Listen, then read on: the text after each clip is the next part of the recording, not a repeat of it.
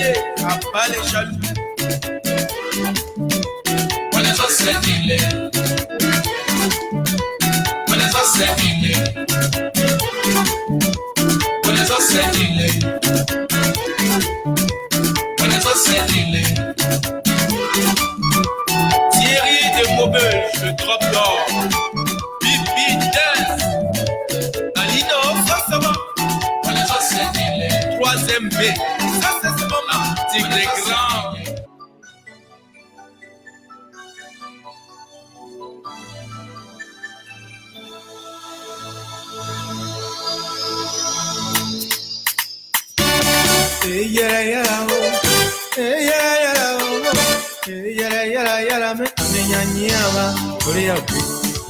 Suzanne Saint-James.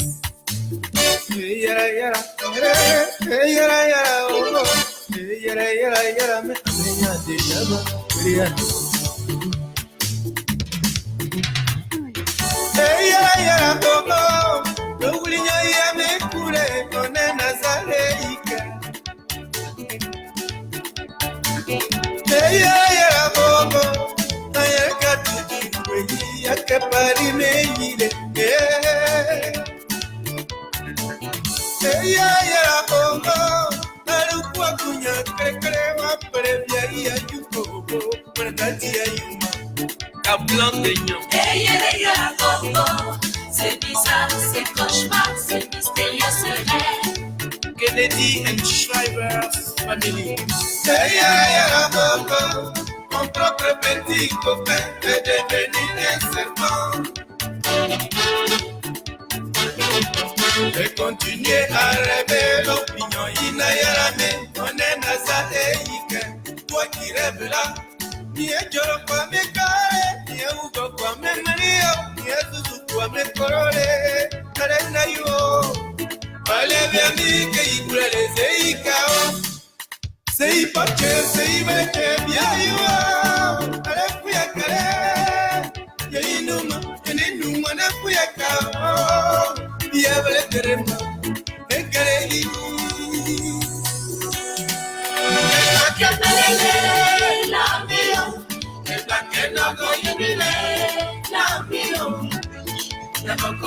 Jésus comme Marie comme et il va au chaos et la fouillette balancer oui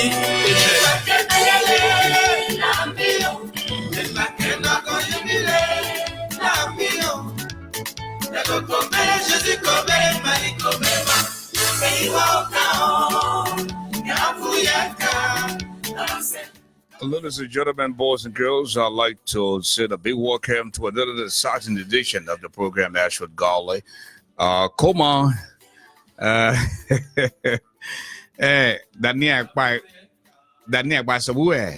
other words, where water can carry rock. And this is something that I just said in crime. And strategically from the Chien district, where water can carry rock. Folks, I'm humbled, and it feels great to be back home. It feels great to come to do what you love to do. But again, today is the last day for production for Ashford Garley Live for the week. We would do the program today, and the next time you hear from us will be on Monday of next week. It's about 26 degrees in Detroit. Dress warm if you plan to leave your home. And we have a very important guest tonight. Mr. Wilfred passed away. Very sound, very successful young man. He is the chairman of ANC Global. Some of the questions that you have for Mr. Passaway will be answered tonight. And when I say to you, tonight, I know you can hear the political soccer game, because in literature, it's satire, where you're saying things that are truth, but you dramatize it. You make yourself look like a comedian, but you are saying all the things that are happening. And then when you flip on the other side, you see the journalistic Ashford, the giant Garley. You saw that a few nights ago with Councillor Jiren Verdier. You are going to see that tonight. I am not a part of any political party. I am not loyal to any political party. I am not loyal to any individual. I am loyal to Liberia. And this goes to those who find themselves in the opposition, that are part of political parties. This also goes to the ruling party in Liberia. I am loyal to Liberia. I am loyal to my supporters, those who find themselves in the diaspora. They say, Ashford, you have shouldered the responsibility all by yourself. You and Eloise, can we step in to do a little something just to keep the station going? Listen, we are not using cell phone to broadcast yet. You have actual broadcast equipment. And this is an actual radio station. The only difference is we're on the internet, and those who you find in Liberia, they're in Liberia and using transmitter and tower. But we have equipment. We are equipped. $45,000 to $50,000 worth of equipment that we're sitting on. Yeah, because we have passion for what we do. Not only for Liberia, but for the people of Liberia. Don't play with us. The nonsense that is going on, when you come and disrespect your colleague and expect to just be there politically, this nonsense has got to stop. And let me just say this to you. People have said to me, oh, Ashford was introduced to Bernard Ure because of his wife. I want that nonsense to come to a stop.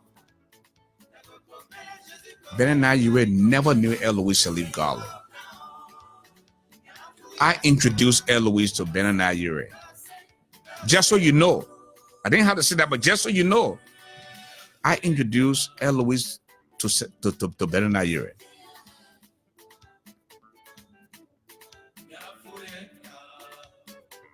Just want to make you feel at home a little bit. Bernard Ure is a friend and big brother. But in the event where he says something that doesn't conform with the rest of the people, as a chairman or CPP, then we have to address it. Because if we don't, George Weah will be president for 12 years. And 12 years later, Yasini will be in her 70s. Mona Faha will be in her 70s. Eloise will be in her 70s. And the only thing you have to your advantage is you live in one of the best countries in the world. So you will have the opportunity to go to the nursing home if your kids are not so kind to you. And this is just real talk. But we have to respect people that we work with, especially when you are in a collaboration. And tonight, we are going to be playing host to the chairman of ANC Global, Mr. Wilfred, passed away. And the reason why I want to let this out is our platform is now a Buku man. Before coming to the US, we were professionally trained by one of the best institutions in the country, ELBC. Despite the limited resources, we did what we had to do. We came to America and took this to a totally different level. I will never surprise my guest. I will never embarrass my guest. Before you come on, we will send you the questions that we have. I want you to answer. This is how it's done in the real world. You know, you bring the guest on, then you surprise your guest, and next thing you know, you start embarrassing your guest. No, we don't do that. So if you are from the CDC, if you are from the opposition, whatever you find yourself, don't mind that political soccer game. Some of these children, they're the kids when it comes to journalism. So the guest tonight is in the know. Even the Councillor Jerome Verdier, before he came, I sent him our questions that I was going to ask him. And he was already in the know. So is the guest tonight. So in the future, if Honorable Joseph Boyka should come on, or Bernard Yue should come on, or Alexander Cummings should come on, through the press department, they will already know what we are going to talk about. You take cell phone, you get in your car, and you feel you some type of a journalist because Mark Zuckerberg said you can do this. No, that's not how it works here. We spend a lot of money for the studio. And again, I am not a part of any political party. That's why my haying thing nobody more. You can disagree with some people who are part of political parties. Let me tell you something. I have access to a lot of information, but because of my journalistic career and because of my maturity, I can't come on here to say I will say this because I have to know. There are a lot of things that I know, first-hand information, but I am not in competition with you and rest of the folks out there. And I've said this before, but maybe some of you didn't listen. When I was on the radio and making people to laugh, people who lost their parents, they would laugh, they would feel comforted because of what we did. We're not taking pride. We're not seeing this. We're not bragging of what we've done. Just for Liberia. You know what it means to work for the whole month and they pay you $10 US? My salary as executive producer at ELBC was $10 US. That's 400 Liberian dollars. Tell me, how can that sustain you and your family? You know how I survived?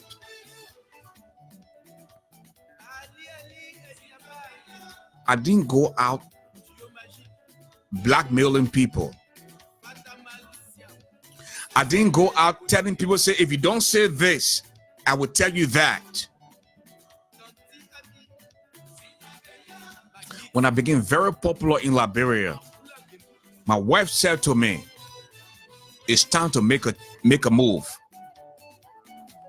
Because if you don't, at the end of the day, the young people will come out, they'll come with more ideas, and the next thing you know, you'll be out of business. Make a move. Try to leave Liberia and advance yourself. And I listened to my wife. My wife would have been selfish to say, let me go first. The person that sent the invitation to me to come to America was my wife's aunt. They invited her. She said, no, let my husband go first. And he was sent for me. When I left from Liberia and came to the U.S., guess what? The people that who knew me more than I knew myself, oh, Ashford got to go in America, or you know, he forget about Eloise now, he married a white woman. And the woman that saw me with my wife's aunt, they didn't know the relationship. They said, oh, the man, finished abandoning, the man now abandoned Eloise, the man gone to a different woman now. They didn't know the story. In 1.5 years, with the grace of God, Eloise and our 2 children joined us in 2000. I'm saying this because you have to be consistent. You have to treat people like you should be treated. Today, let me segue a little bit. Today, you see people fighting because they feel that they own Liberia. They feel that they are better than others. No, it doesn't work like that. This country, our country, Liberia, belongs to all of us. Somebody wants me to drop the Cash App number, and let me do that right now, folks. I'm telling you because I know let me drop the Cash App number, and let me recognize our sponsors for the night. That's 248-979-1718. Okay? And then Daddy Water can put a fire. Because this thing here, if for all of us, I'm telling you, if for all of us, that ain't enough my set. Let me pin that number right away. The Cash App number there was 248-979-1718. Folks, having said that, we have to take a word from our sponsors, those who are in fact sponsoring the program tonight. All right. Yeah. We got to take a word from our sponsors tonight. What you do? No, the bar. Hey, my begin, what happened? I said, my man John, I do verse all day today. I was walking. The gear bending. No car to go hustle. I can't. Jebena himself small driver. I go ask her. She issue me talk, telling me say she tired and I'm feeling okay today. So she will start cooking the time she feel it. She not feeling cooking. Oh, I said, Jebe, what thing making you not feeling good? Jebe want talk back to me. I whistle on your ear. All the people go hustle. You can't no food. That one. Then issue me talk. I beg you, man. No, my man John. The bar you do. No, the bar. Oh, but you don't know Billy woman understand now. Ever say this time, my man, we can just talk to our woman.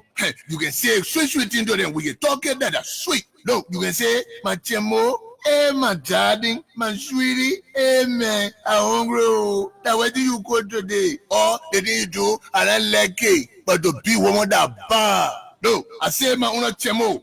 The naked way I can talk to her sex. Everything can be all right. She can be happy. I can get anything I want. And you know, and you see how she can be happy with our children say. So look, John, my brother, when you vet, I had your friend here. Come lecture with me. I will lecture you how to take care of a woman to cool your heart. I will show you woman 101. Beating woman not good. You are a star. And look at you. Who the woman you ever? Because when your friend, man, he will bust your dude. This announcement was brought to you by Diaspora Women for Change Incorporated and Alliance for Liberian Women International. Woman, I see a woman. And that's why we'd love to say the big thanks to our many sponsors for the program tonight. There's Patience, Day Slow. Thank you so much for your contribution. Breath, J Day, Noah. Thank you so much for your contribution as well. Mr. Mazola Gise, and he comes on every Sunday morning. This guy's program is very inspirational. So when you listen to some of the latest gospel, African gospel music, you might just want to contact Mazola Gisi on LiberiaPublicRadio.com. Mr. Faya Kofe is from Houston, Texas, and he's one of the sponsors tonight. Nelly Say is from Atlanta, Georgia. She's the I believe the niece, a cousin of Yasendi. You know, Nelly said is that, and she has been very instrumental in getting us on the air. Edna Yates is from Seattle, Washington. Thank you for your sponsorship, Mr. Wokeman Sandolo, Ebit Liberia, Eric Marshall, Pauline Maximo, N. Penn from New Jersey, Francis Power from Europe, Dr. Mariah Seaton, and Bintu Hunter. Okay, and let us also see folks here who in the building from VIP, Elizabeth Harris. Thank you so much, Lace. Abi Barima Bena, I want to say the big thanks to you as well for your contribution. Edna Topa, okay, thank you. And Harris Talker, want to say the big thanks to you as well. Thank you so much. We appreciate you because we wouldn't be doing this without you, okay? And Theresa Williams, you know, we want to say the big thanks to you as well. And those who were very instrumental a couple of weeks ago when we needed money to help the deceased ambassador who was stationed in Senegal and died in Tunisia. You came out there because her daughter left college from Ukraine and came to take care of her mother. You raised $1,100. You see, $1,140. We sent the money 100%. The entire money, she received the money, and she wants to say congratulations. We will be posting the listing of those who contributed. Okay, for that effort, and this is what you do. And some of you think this is all about us. Now we are just in the infancy stage of Bridge Radio. Okay, I could have said, you know, that it's not about that, but no. When somebody is in need, you have to help them out. So very shortly at 7 o'clock, we'll play host to the chairman of ANC Global in the diaspora, Mr. Wilfred Passaway, very sound young man. I hosted Mr. Passaway in late May, just before the June 7 protest in Liberia, and he was here with the representative from the ALP, the Liberty Party, and Unity Party, and he was representing the ANC.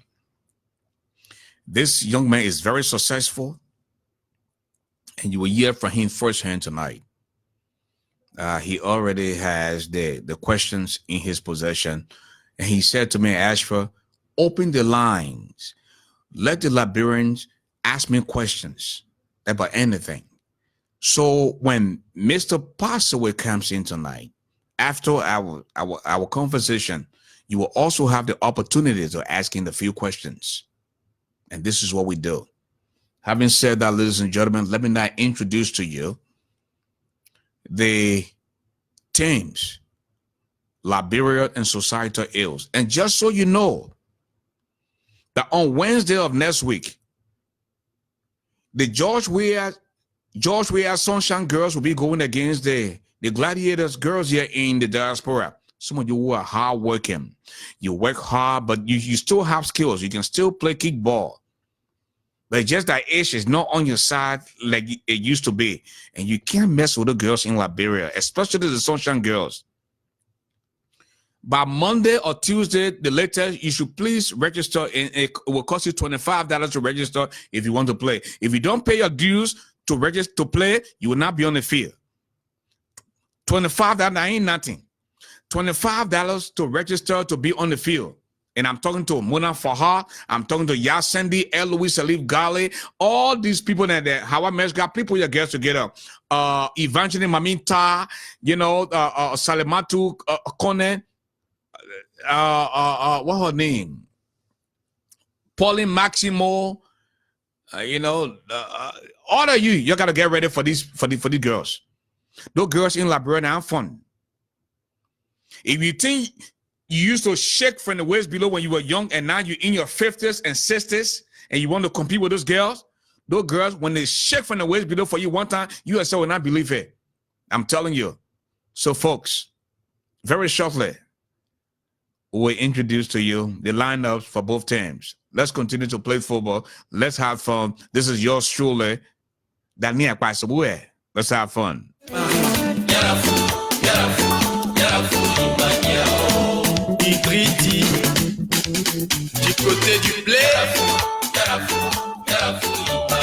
So last man number one is the Senate. Last man number one is the House of Representatives. The chief referee is the Supreme Court of Liberia. And folks, I'm telling you, the match commissioner is the U.S. Embassy.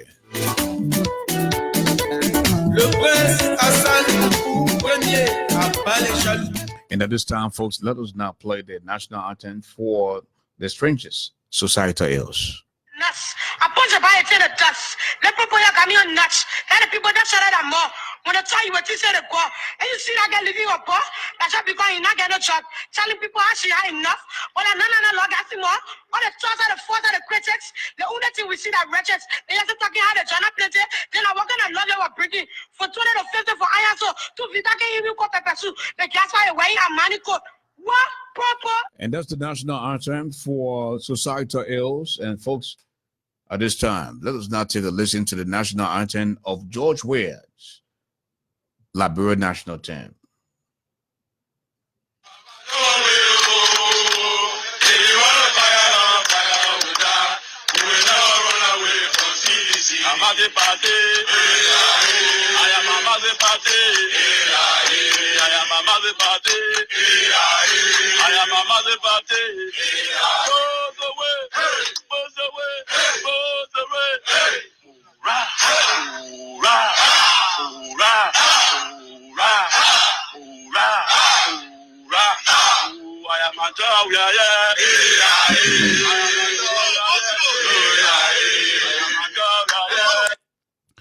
And that's the national anthem for the Republic of Liberia, headed by George Weah. And folks, I'm telling you, brace yourselves, grab something to drink, get the popcorn going. And just in case you have a business and you want us to do some type of advertisement for your business, please feel free to contact us. Okay? Now, radio is whispering. You don't scream into the microphone. And you can tell that some of us were professionally trained for decades just to speak through the microphone. We had voice-over coach. We can also establish from A to Z a radio station for you. We went to Liberia and did that. You know, you have a program where you need a professional MC, whether it's a birthday party, the wedding receptions of a family reunion. As a matter of fact, on May the 16th, we will be in Philadelphia. Then on May the 23rd, we'll also be in Philadelphia. April the 17th, we'll also be in Philadelphia. So if you need a professional to handle your program with in emceeing your program, just let us know. And also, you have a business and you want us to do a voiceover production for you. Want us to do a documentary for you. Okay, some call me the golden voice of Liberia. Some call me the managing director or the commanding general of the microphone. This is what we do. It just didn't happen overnight. Okay, I grew up listening to people who had the voice. That the Shimmer Brown, the Eustace Smith, Martin Brown, Louis Wiles, Richard A. Wilson, all those people. And we practice.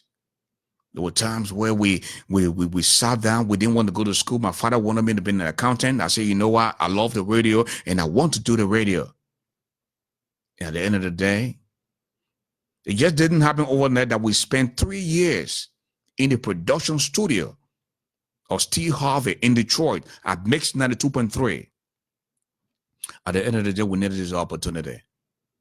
There are people who call themselves Facebook journalists then that contacted us for consultancy. We didn't charge them penny. You heard about Voice of Judah. You heard about Liberia Public Radio. You heard about New Liberia FM. They came to us and asked us to help them. Some of them are ungrateful. Have they said anything? No, they didn't. But at the end of the day, we were brought here by God to help other people. And we don't hold this against them. You know how many people were broke, couldn't afford to eat.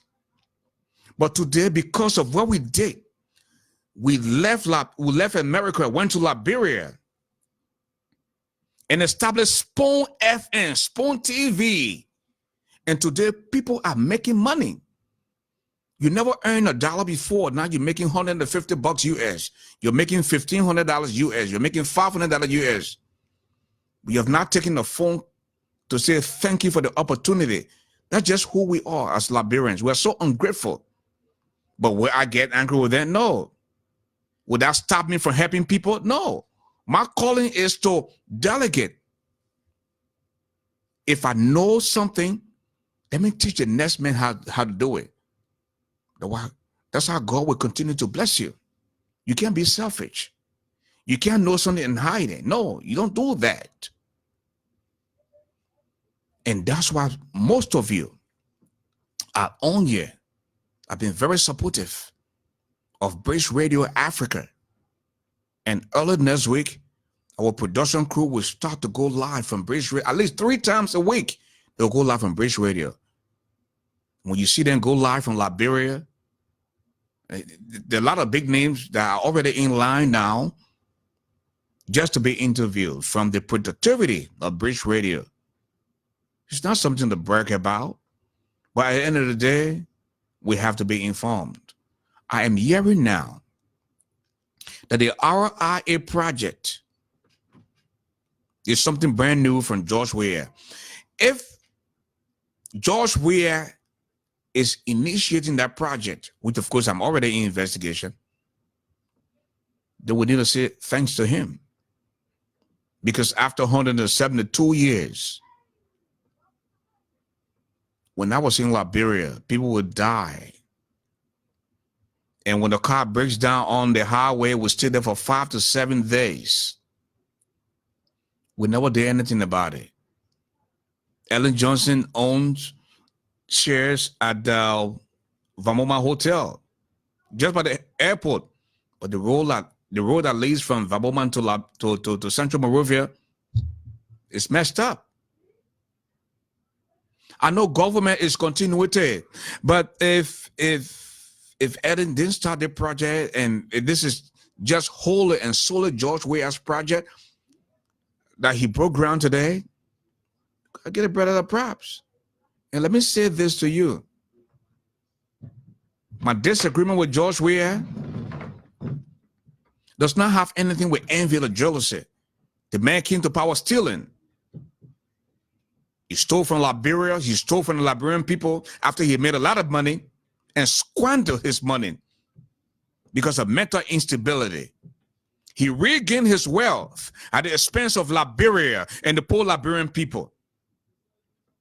That's my beef, my only beef with George Weah. But 3 years, they're giving you 36 months. 3 years down the line, if they complete that project, where you can have 4 lanes coming from RIA to EAW Junction, the Liberian people are very gullible. They will forget about the 15 billion Liberian dollars that was stolen. They will forget about the 25 million US dollars that was meant for the liquidity to map up the map of exercise. They will forget about all of those things. That's just who we are as Liberians. So those of you who find yourselves in the opposition, instead of you fighting among yourselves, you should be thinking about how to bring or actual change to Liberia and not chance. With that said, folks, let us now take a listen to the lineups of both countries.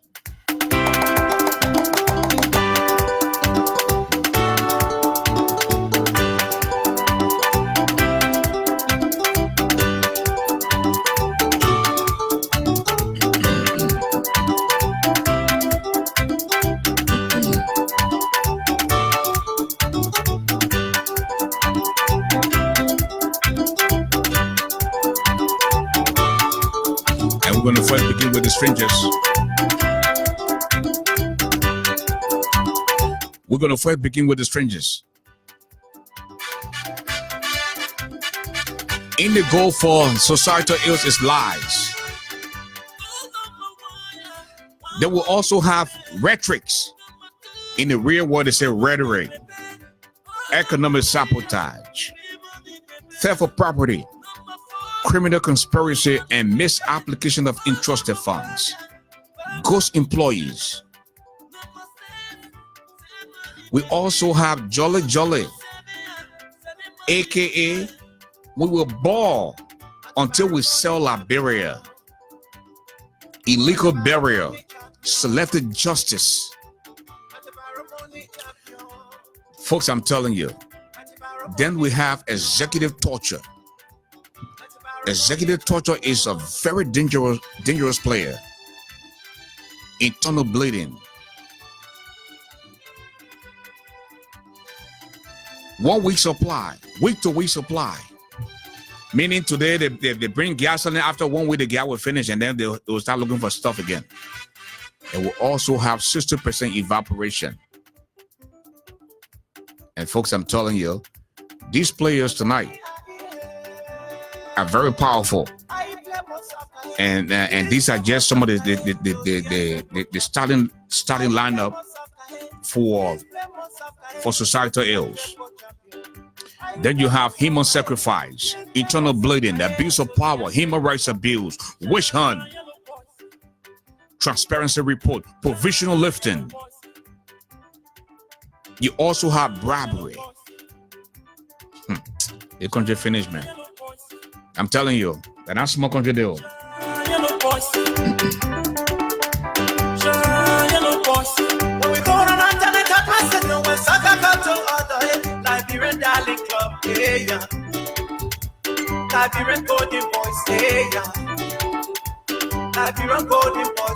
We also have corruption. Then we have ungrateful corporate, payment wear, strategic marriage. We also have D-hole cover hole, Opion King Kong, aka Akara's Moses Gray, White Tea Black Heart, Cialis, Viagra, Beta Cola, Papa Drink Mama Happy. We also have Koshiako, Besuluku, Kukatono. Then we have Our Places 5 and Give You 6, aka Lulu, the president and Lulu president. Gas shortage, rice scarcity. You don't have that. A 25 kg bag of rice now is being sold for 4,000 Liberian dollars.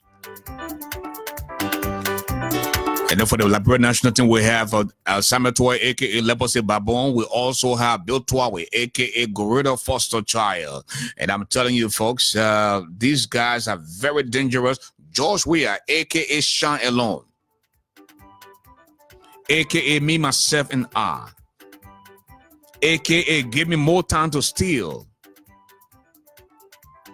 aka George Weah has a fallen tunker on his back, deer on his side, and the smallest squirrel that is crawling on the ground. He can't let it for somebody else to have it. AKA George Weah said, when I finish with these people, they will regret the moment they ever elected me to be president of Liberia. And the substitution for societal ills, we have borrowing initiative, money laundering, police brutality, wasteful spending, sex trafficking.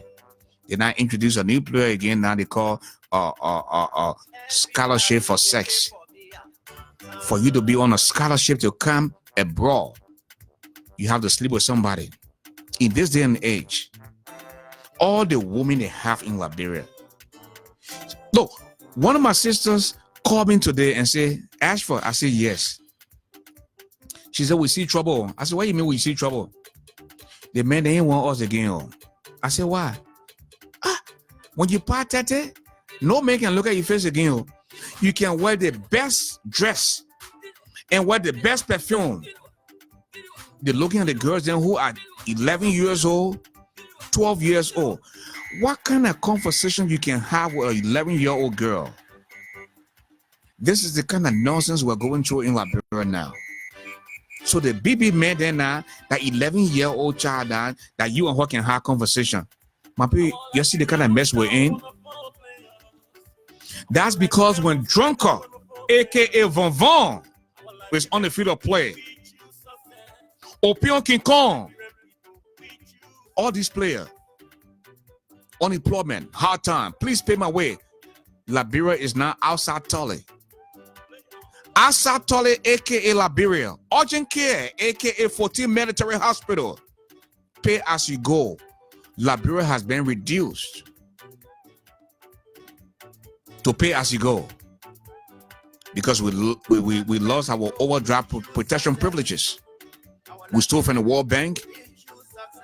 We stole from the donors funds. We stole from the central bank. Social security account is empty. People retired and can't get their pension because we have a president that came to power stealing. Look, for George Weah to have me to speak something positive of him, this man will have to answer to why the Liberian people did to you for you to do that kind of thing to them. You didn't rebuild your house on 9th Street. You didn't change the roofs in Gibraltar. You didn't build 300 homes in Southtown. But you had $80 million before. You didn't give your way $1.5 million United States dollars in the budget. And this woman came and lied to the Liberian people that she started this orphanage over 20 years ago. How can you lie to the people, especially in this day and age? Listen, I hung out with George Weah before at the old school nightclub on Kerry Street. George Weah knows me by name. Up to now, he still asks me, what did I do to Ashford? But ask yourself, George, what did Liberia do to you to deserve the kind of stealing that you've done and continue to do to our people of Liberia? You know, this country belongs to all of us. But again, I know my people. And the reason why I say I know my people is because Joshua would build the 4 lanes. And in the event where he does not complete his term, you say, I was building 4 lanes at RIA. The people didn't stop me in the way I didn't complete it. And our Liberian people are so gullible. People can't find food to eat. Look, people of our age are way older than us. The way older than us. Look, there's a guy that used to clean my clothes at one of the local hotels I was stopping in.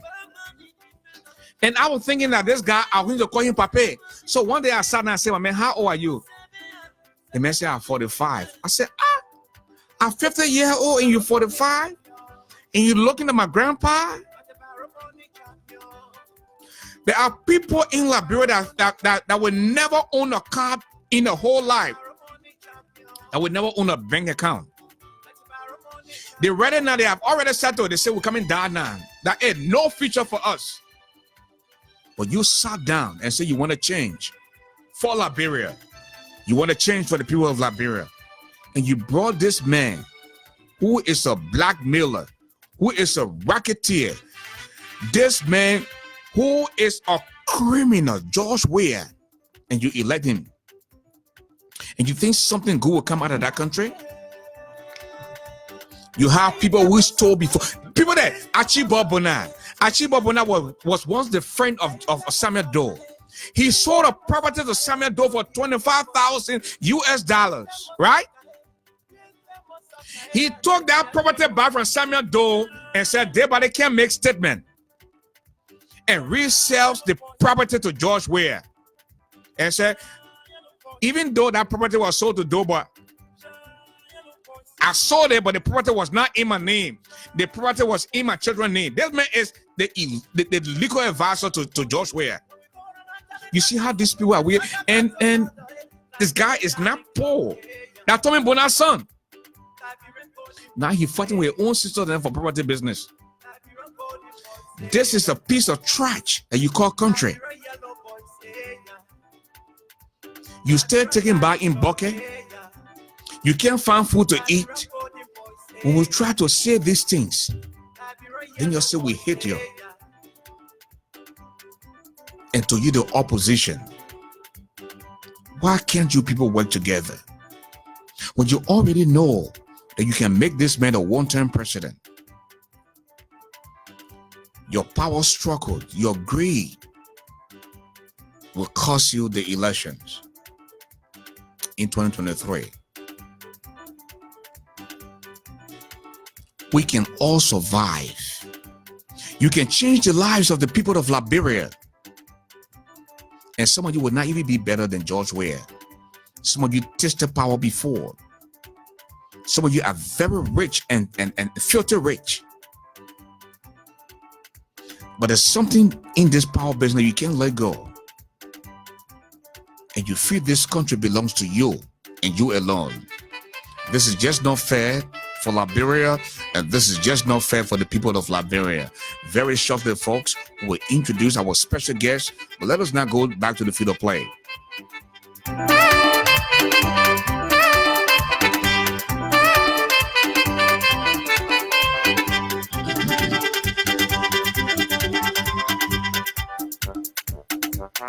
The ball comes to dig hole, cover hole. Dig hole, cover hole looks around to police brutality. Police brutality looks at what he making that he does, and the ball comes back to the Borough Initiative. Borough Initiative to Nancy Persiqua. Nancy Persiqua looks around to Drunker, aka Von Von. Von Von beats woman, puts over the timber. The ball comes back to unemployment. Unemployment to hard time. Hard time to please pay my way onto outside toilet, aka Liberia, to urgent care, aka 14 Military Hospital. Then the ball comes back to pay as you go to desperation. Desperation to drugs abuse. Drugs abuse to no light, no water. Then the ball comes back to me, myself, and I.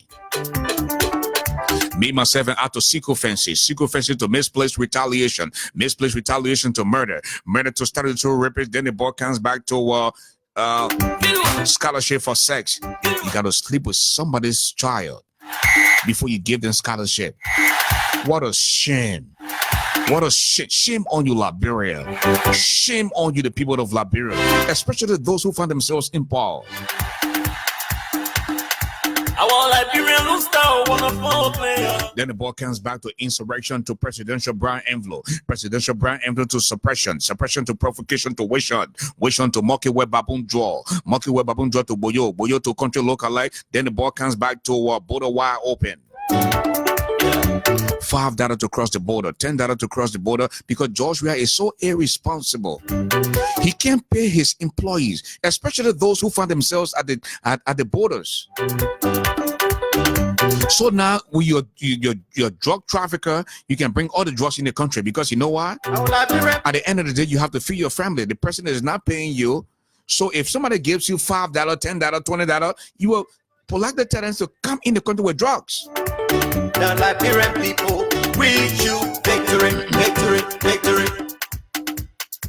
The ball comes back to Death Squad. Death Squad looks around to Incompetent 14. Incompetent 14 to shake from the waist below. To get job in the administration of George Weah, especially as a female, you have to be willing to shake from the waist below. The moment you cannot shake from the waist below, whether you are married or not, you will not get a job. Sex for job. George Weah will give you job in exchange for sex. Don't take it from me. The chairman of the CDC, Molba Molu, said this. He said George Weah is hiring people, giving them jobs in exchange for sex. And one of the people that he named, Dino Nemo, aka Ice Cream, George Weah's play toy. So if the president can't sleep with you, you will not have joy. This is the kind of mess we're in Liberia. Then the ball comes back to mattress on the back. Hang my curtain. I want equal, they ain't want odds. The ball comes to thread on the needle. Presidential brown envelope to wait for your time. In the real, what it say, wait your turn. Johnny Chipper beats one, puts on the team, the ball on the bribery. Bribery to sex for passing grade. Will he make it? No, he doesn't. The ball have been intercepted now by Samuel Toy. Listen, we will continue to say these things, and maybe one day you will understand what we're saying. You will understand what we're saying.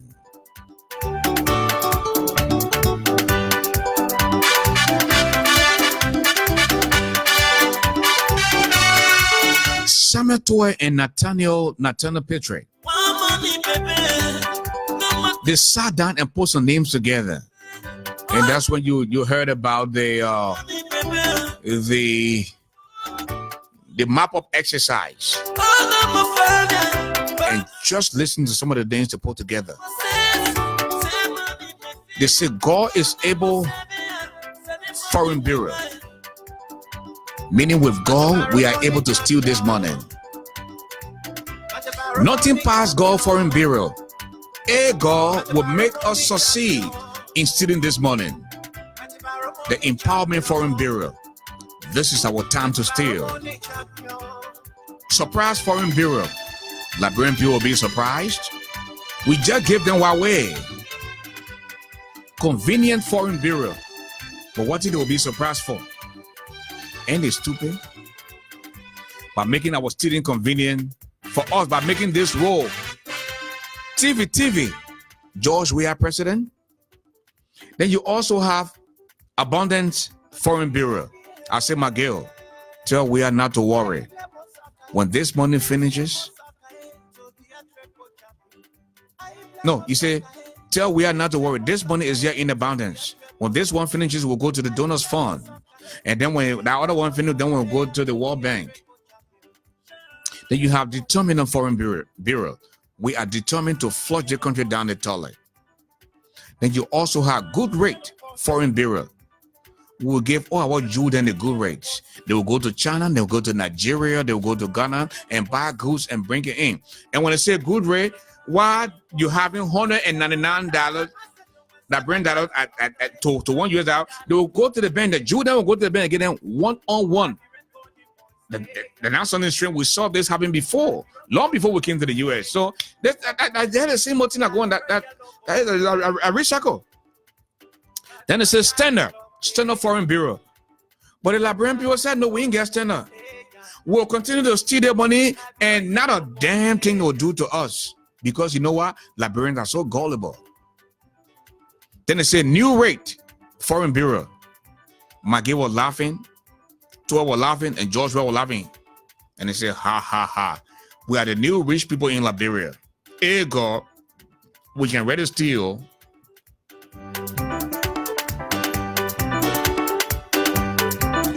You put that list together and send it to serious people. And people came from all over the world. You saw the Crow report and say, yes. Nothing happened, man. Yeah, that's it. My people, our country needs help. Serious help. Back to the field of play, the ball can to pay as you go. Pay as you go to desperation. Desperation to drugs abuse. Drugs abuse to presidential brand influence on the Weabola. Weabola looks around to hypocrisy. Hypocrisy to be myself. Joshua wants everything for himself. Hypocrisy to seek offensive onto misplaced retaliation. Then the ball comes to statutory rapists. Will he make it? No, he doesn't. The ball has been taken away now by Samuel Toy. Samuel Toy to move out there onto Eugene Nangwe. Eugene Nangwe looks around back to Samuel Toy. Will he make it? No, he doesn't. The ball has quickly been taken away now by retaliation.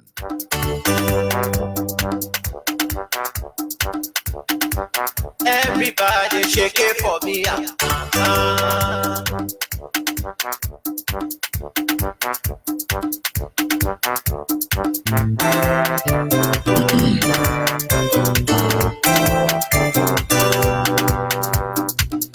The boy comes back to executive torture. The executive torture looks around to human rights abuse, onto human sacrifice, to internal bleeding to abuse of power, the abuse of power back to witch hunt to 60% evaporation.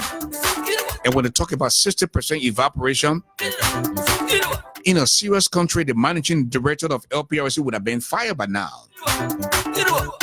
She and her principal deputies, but they still enjoy the comfort of the taxpayer money. Because you know what? The president told them to steal the gas.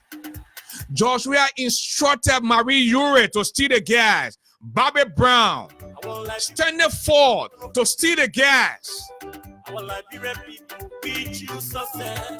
Provisional lifting. You don't got a damn thing in that tank. But because you're friends with George Weah, he instructs the management of LPRC to say, give that man the gas, even though the gas does not belong to him.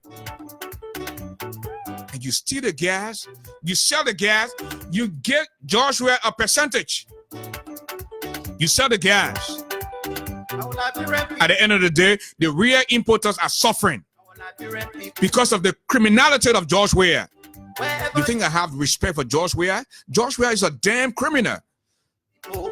George Weah will go down in history as the worst thing that ever happened to this country. I mean, what just did we do to deserve this? I'm not cursing him. I just describing the kind of thing he's doing. I'm not cursing him, man. I'm not doing this. I'm not doing that. But I'm just telling you the kind of things that George Weah is doing. That is just not fair to the people of Liberia. And Liberia. My ex-brother-in-law, Sam Lou. When Sam Lou can look me in the face and say, my man, even though the things that go on in the country are not fair, but these things are systemic. But how can we damn well change the system? Sam Lou, you live in America. You went to school in America. You're a pastor. You go to Liberia, you start wearing chain on your waist, start wearing ankle bracelets. A rebel organization. You became Minister of Commerce. And ever since then, you became ass kisser in chief. Every government that comes in, you will kiss their ass because you want to keep a job. Because of the irresponsibility, you owe over $200,000 in child support in America, and you can't come to America now. Because the moment you step foot in America, you go into jail. And you are saying that the things that are going on in Liberia are systemic. You can't change them. Where can we bring the real change? And when you see people that really want to bring change, whether they're in the opposition, whether they're part of you, you see them as enemies. No, they're not enemies. They're not. And for this country to move forward, those of you who think that because John Brown is stealing, you should come and join John Brown to steal. In fact, some of you who were in power for 12 years, Kolo, before your naked eye is stole from the country, you are still fighting to come back in power. And before that, when Chancellor was president, some of you became millionaire overnight. And you are the same ones that are still fighting to come back in power. Because you want to continue to steal. Again, a lot of people will feel bad. And I don't give a damn how you feel. Because at the end of the day, if you love yourself and not Liberia, then we're not in the same book. For this is how we come to the end of the first half. No score to either side. No score to Liberia. And no score to societal ills. We are bringing you play-by-play description this afternoon. Very shortly, we're going to introduce to you our special guest, the chairman of ANC Global, Mr. Wilfred Passaway. we'll have a discussion, and of course, we're going to later on open up the telephone line for you to call in as well. In the meantime, as soon as we get signal, Shamika, Kate, Zoka Thomas, my lovely sister, my lovely little sister, it feels great to have you on. Welcome to the show. All right. So as soon as I get signal from my local crew, like Habiba Clinton, and of course, Letty Brooks Rappers will bring them on. But in the meantime, folks, get ready for our special guest. Let's play football.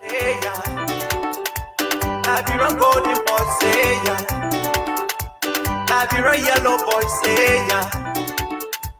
I be a darling club, say ya.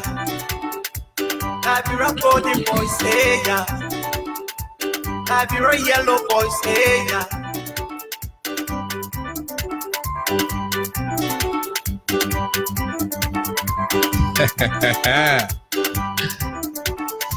Oh man, how you doing tonight, man? I'm doing very well, my brother. How are you? Can you hear me clearly? Loud and clear. Too blessed to be stressed. Not only can I hear you, but the rest of the world is hearing you. So just stay put. Let me do some housekeeping, and I'll get right back to you.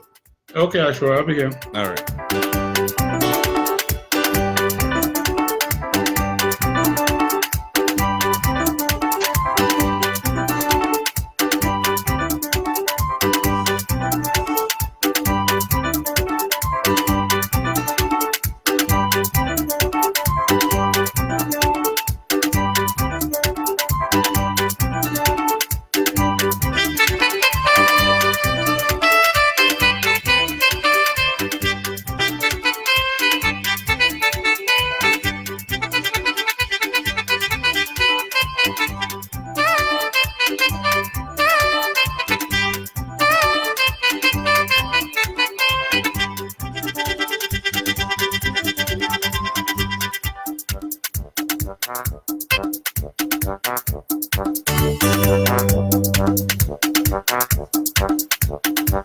Everybody shake it for me.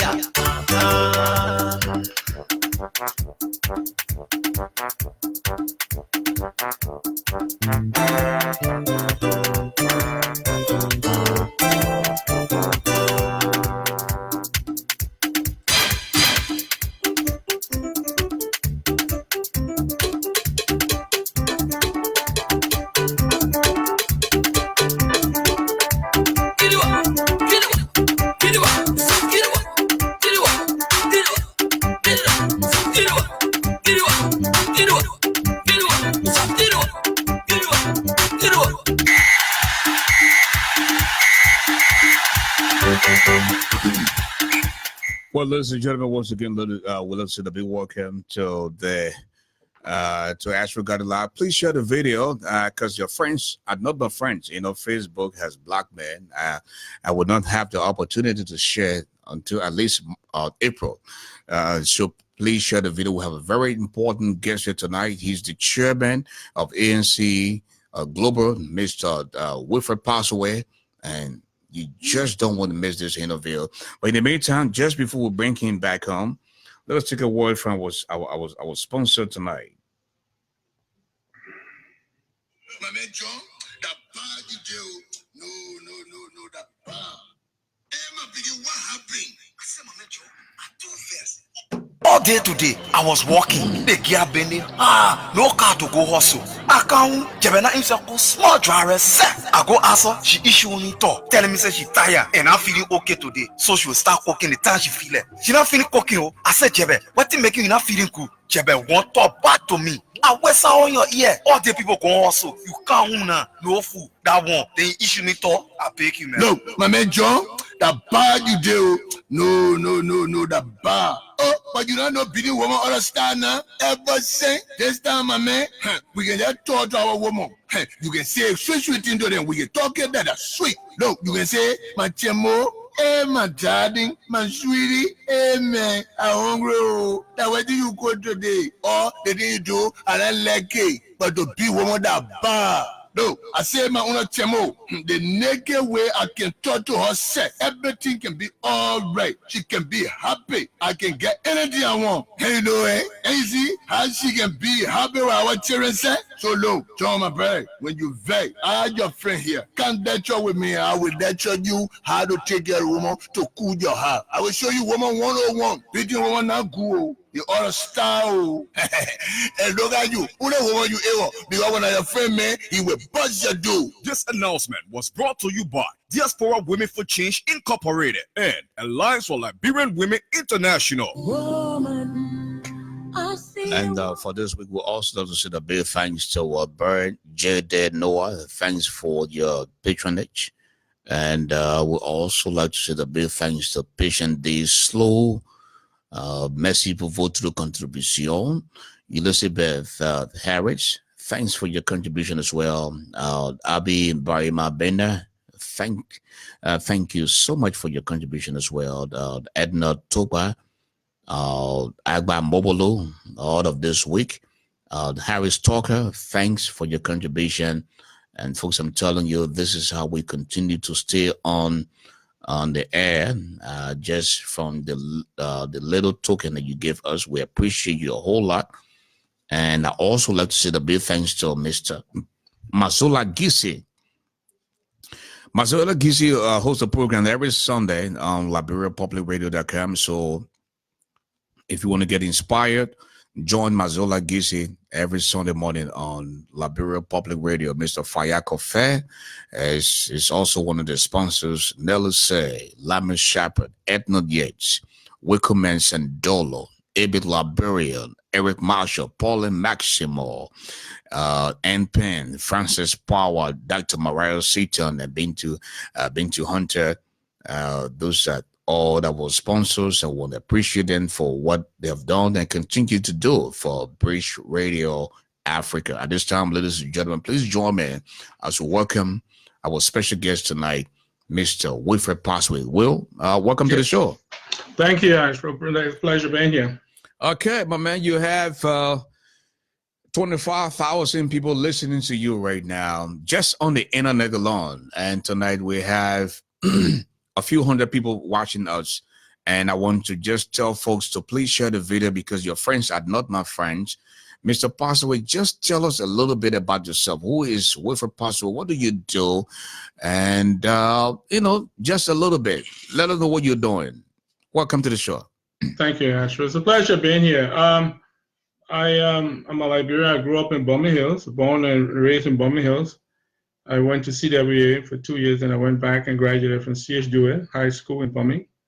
I attended the university for 3 years, and then came over here and completed my first degree and did my second degree. I happily married. My wife Dorothy and I were happily married. We live in Woodbridge, Virginia. I have 3 daughters, and I do consulting. I'm into consulting. I have a small shop. I've done some work in Liberia, and I continue to prospect in Liberia. I was also pursuing some business in the equipment leasing space, but that's pretty much on the hold for now, for the last year or so. So I pretty much am a regular person. I am the chairman of ANC Global, yes, and I have been with ANC from day one when it was stood up. I was initially brought in with others, and I've been with the ANC since then. Well, the last time I spoke with you was late May, just before the June 6th protest. And I think I invited you with other collaborating members of other parties, the ANC, the ALP, the Unity Party, and of course the Liberty Party. But the fact that you are the chair of ANC Global, you're one of the heads of the 4 collaborating political parties here in the diaspora.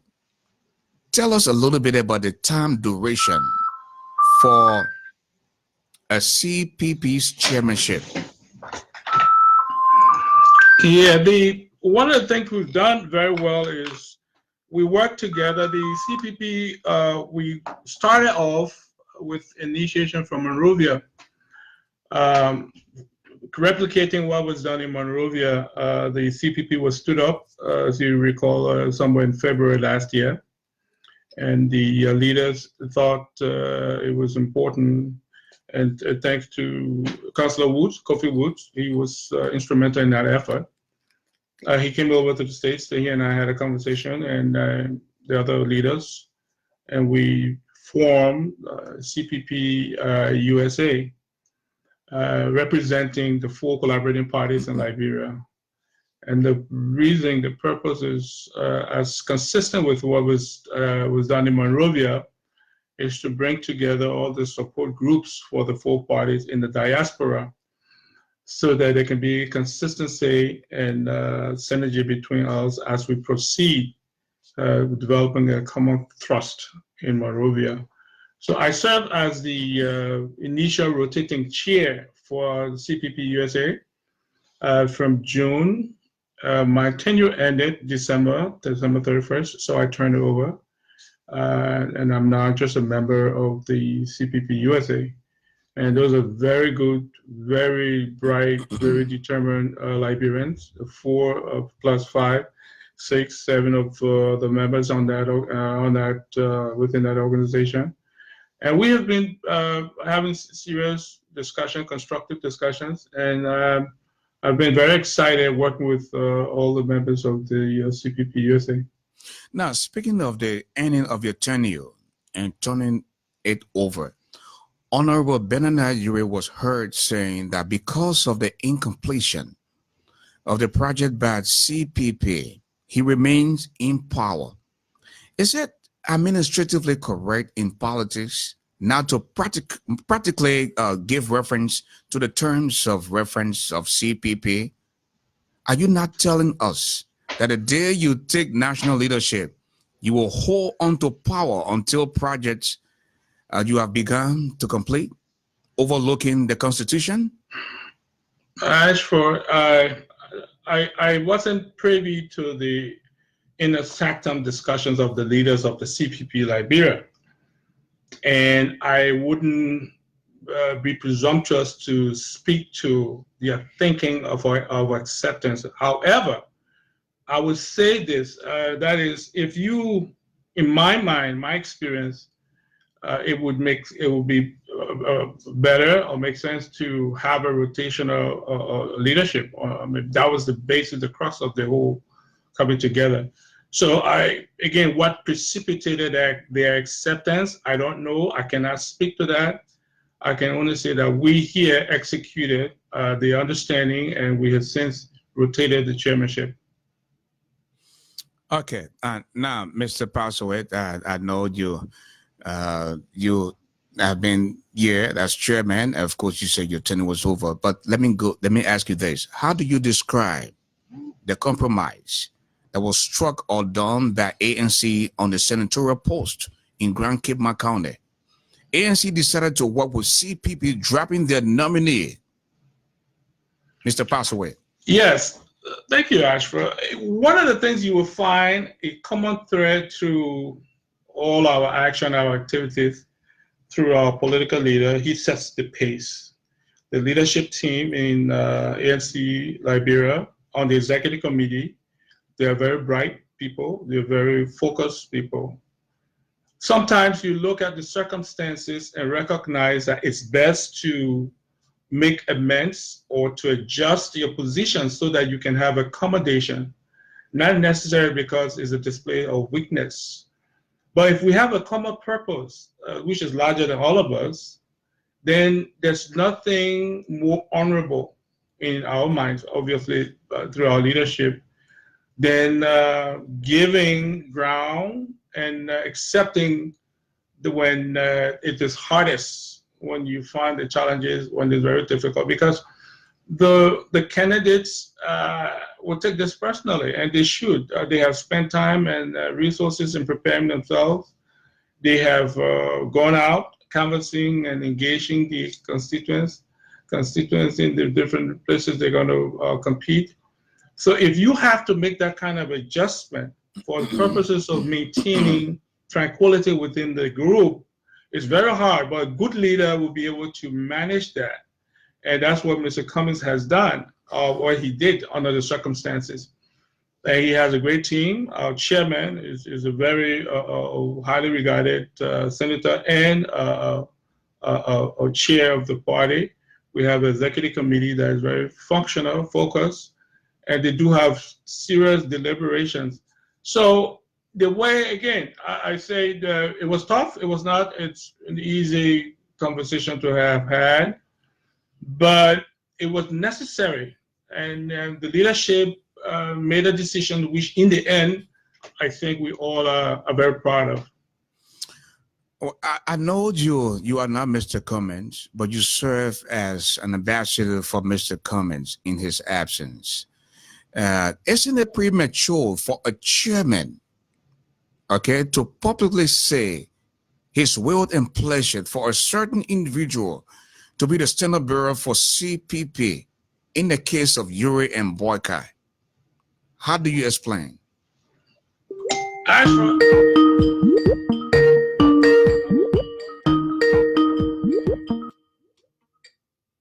I will put it to you this way, and give me a minute here to explain. Alexander B. Cummins is a man who is not about drama. He has been tested and proven throughout the years. Global companies. He's successfully executed and managed many different acquisitions and management initiatives over the years that he led Chief Administrative Officer of Coca-Cola. And in Coca-Cola encompasses over 100 plus 127 countries, nationals from all these countries, brilliant scientists and engineers, lawyers, doctors. And he was able to successfully manage that operation until he retired.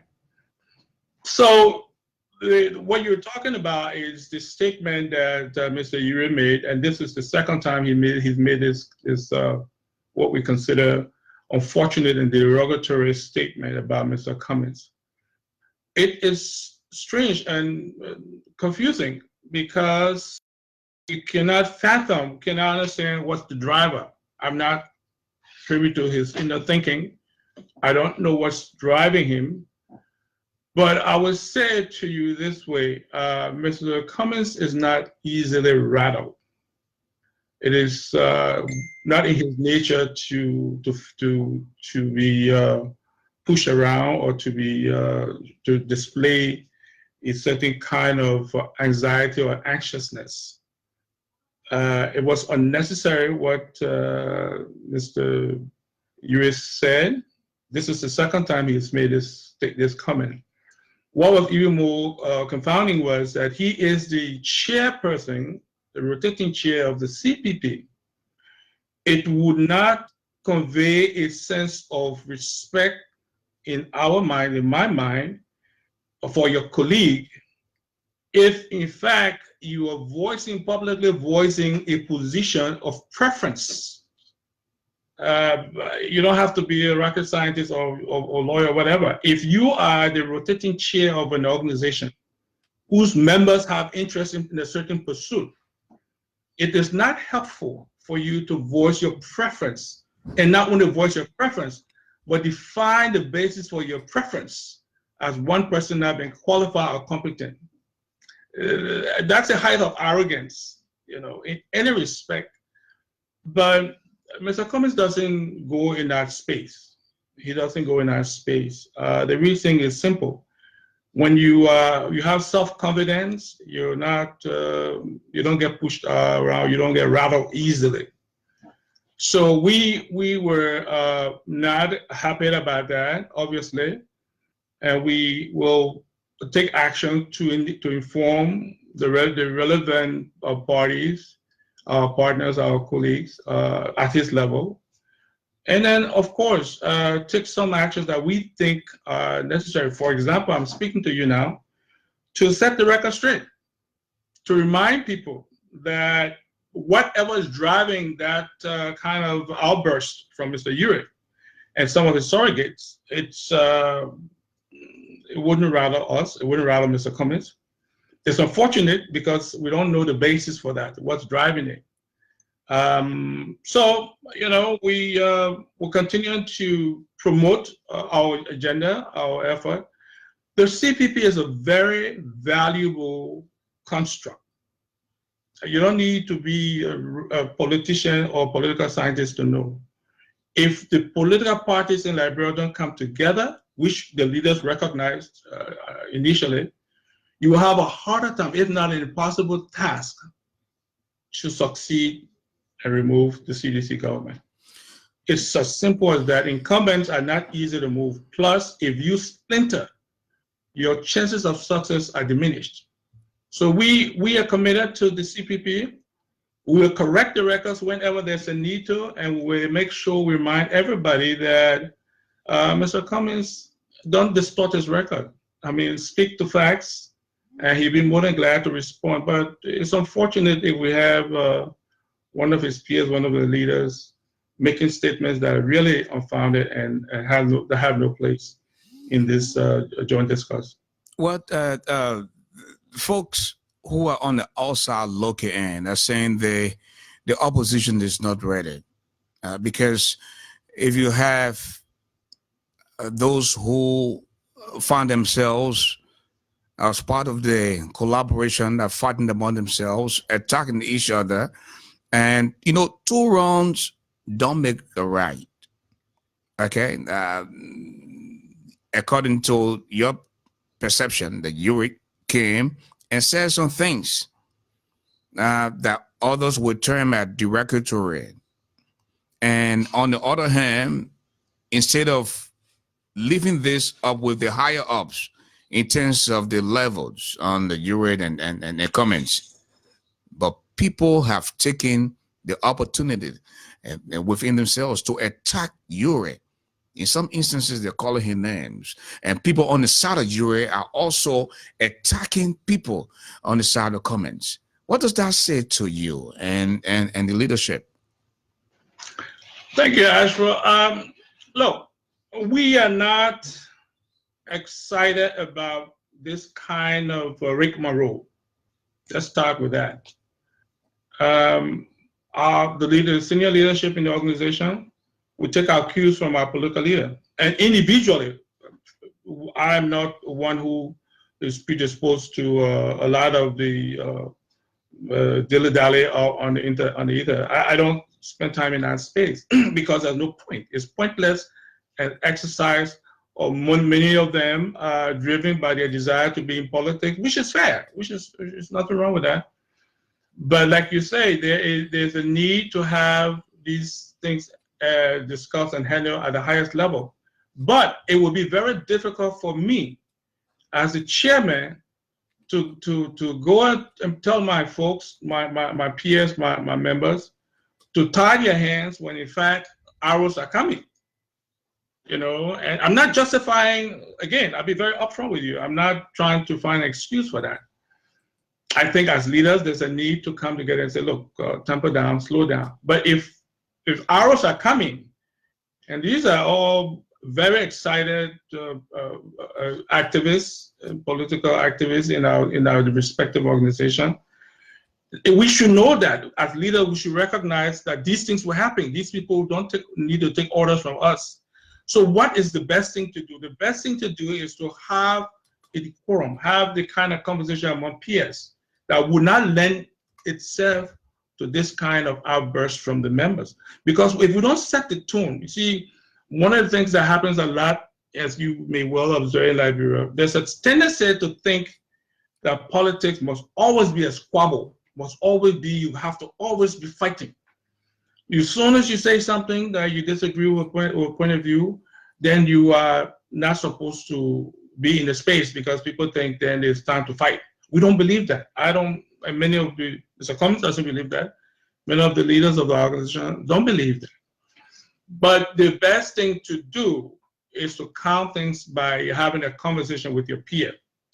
And the people who around us will see that, and they will know that there's no need to be aggressive or to go out there and throw arrows. So in the nutshell, I think anybody who instigates a situation where you offend another peer of yours at the leadership level, it's normal. It only makes sense to reach out and say, look, I meant X, Y, Z, my apology, or resolve it there before it gets overblown, unless you think you're fine, you think it was okay, it was warranted. In that case, then you anticipate that the other supporters will respond as they have been responding. So we don't necessarily find a pleasure in this kind of tit for tat. It's not healthy. But I can show you the CPP is strong. You know, when you bring 4 different groups together, they all have their own idiosyncrasies, their own unique characteristics, and they come from different dispositions, different point of view. Coming together to forge a common force, a common way forward, it's always a difficult process. There are times when people would say things the other person was like, but it's supposed to be kept within the confine of the inner sanctum. Where they have those discussions, there'll be things, there'll be trade-offs. So we will hope, and this is something that we have conveyed, my political leader, Mr. Cummins, has conveyed over the last couple of months, and we will continue to do that we should have these debates and conversation internally so that when we get out, there will be no appearance of dissonance. Because apparently when you don't manage the discussion and you send the messages to people, to your surrogates, and they go out there in the ether and try to throw things out, the other people's supporters would be ready to pounce. So I think, yeah, there's a need for calming. I'm very confident that there'll be this discussion going forward to calm things down. I like when you said the CPP is strong. Now, speaking about the strength of the CPP, tell us about your prediction on the CPP in the future. Ashford, any organization, I will put it to you this way. I said this the other day in one of my conversations. The purpose of the CPP is to win election. That's why the 4 leaders and their supporters came together. No other reason. We've come together so we can create a powerful force to win elections. That's the first basic principle that binds us. The next question is, how do we package or prepare ourselves to win elections? The most important thing will be how we select the candidates. Because Liberians are not stupid. You may have heard some of this. I said this again some time ago. They are watching. They're not stupid. Liberians know who are the failed politicians. They know those who have been a part of the problem, and they're looking for a solution. If I don't know what the final selection process will be or has been, or that will be determined for the individual parties, but whatever process is adopted for selecting or choosing candidate, they must be transparent and they must be rigorous. Because if people are not vetted properly, somebody reminded me about the situation with Kamina Janet. It was very open, it was broad, and we saw that people are not happy. A whole bunch of other issues that people are not happy. If we don't vet, regardless of which party, even this is applicable to ANC, and we intend to be very full right and thorough in our vetting. If we don't vet the candidates we put forward to represent the CPP, that will be a terrible mistake, and we'll pay a price for it. That is not something we should take lightly. So to be successful, we have to make sure the candidates are vetted. And this brings me to one of the story in the news, one of this wrong, erroneous statement that has been bantered about, that the ANC does not want primary. The ANC wants to use the VP as voter perception survey to select the candidate. That is not correct. And those who make this statement, they know it's not correct. They know that's not correct. That's not exactly what the VPS is intended for. Well, now, Mr. Passaway, speaking about the VPS, that is the voter perceptions survey. Please educate our audience. Absolutely. What does that mean? Okay. Ashford, as I said before, the purpose of the CPP is to win election. We have 4 different parties coming together. And anybody who knows anything about politics or about election, you can never use the last election result to predict how the next one will be. Or because this party won 3, 4 seats, 5 seats, that means automatically will win. That you try that, they will laugh at you. There is no correlation between the last election and the one that's coming up. Okay, let's establish that. So what do? You have these 4 parties coming together, 4 leaders coming together. Well, the best way to find out who we should carry is to test through the voter perception survey. This is not new. It's done all over the world. What does that mean? It means that before you lock in a candidate, you don't let 3 or 4 people go in the back room and go cross a D and then say, oh, that is my carrying. No. Let it voters who will be the final determining factor. Let them test through survey. Survey is scientific. And we're not saying ANC will run it. We're saying, look, let's identify, all of us will agree who will be the company or the firm, and we'll follow and track it. But the reason for doing that is so that we can get a good feel for what the people in that bureau consider to be their preference. So if you put 5, 6, 10 people, the survey will identify those, how they rank them based on the feedback from the people. Then you take that, the people who are going to participate in the primary, they are now informed. They're not science, they're not confusing. So if the consensus, there are 3 distinct things. The first one, if the 4 leaders have a consensus, and consensus, as they agreed, is defined by the United Nations, where everybody will agree, there'll be no dissension. That means we can go with that solution, with that recommendation. If one person out of the 4 disagrees or doesn't agree, then it doesn't hold. If you can't reach consensus, then let's have the VPS, the voter perception survey, so we can all have an idea who is among all these 10, 12 people, and let's rank them. Then the people who represent the parties will go to primary to select or elect the standard bearer. But they will be going with information. They will be going as informed voters. So we're not saying eliminate the primary. We're not saying eliminate convention. That's not true. We say before I go vote, who I'll vote for? The person who I think I like. But I'm one person, one delegate. And we got a country. Let's test it. Let's get a representation. Then the people who will be voting for the standard bearer will be well informed. What's wrong with that? I think if we want to win election, I don't know, show me another way how we can test. Because nobody has come out to say the reason why we should do VPS because it will not make us find the right candidate. The only thing you hear, oh, we're not doing that before, then they flip it and say, oh no, they want to bring foreign companies to come select the candidate. That's not true. And the people who are making those statements know they're not true. They know. Because I wasn't in the meeting, but I got a readout from the meeting from my leaders or my leadership. That's not true. And they know, but they want muddy the water to confuse the people. And it's unfortunate because I'll be honest with you, ANC is firm. We will be a member of the CPP. We think it's a great idea. The CPP has a purpose, and we think if it's managed and run right, Liberia will benefit because we get the right candidate, and the majority of people will support that candidate. We don't know how the VPS will turn out. It could very well be that our candidate at the bottom. We don't know that. But at the minimum, I want to be informed when I want to go select somebody. Who do I have to select? The mayor I like, somebody who give me money. That's not going to fly. It just doesn't make sense. Now, how do you feel about Honorable Yeke Koluba on your term as member of the ANC?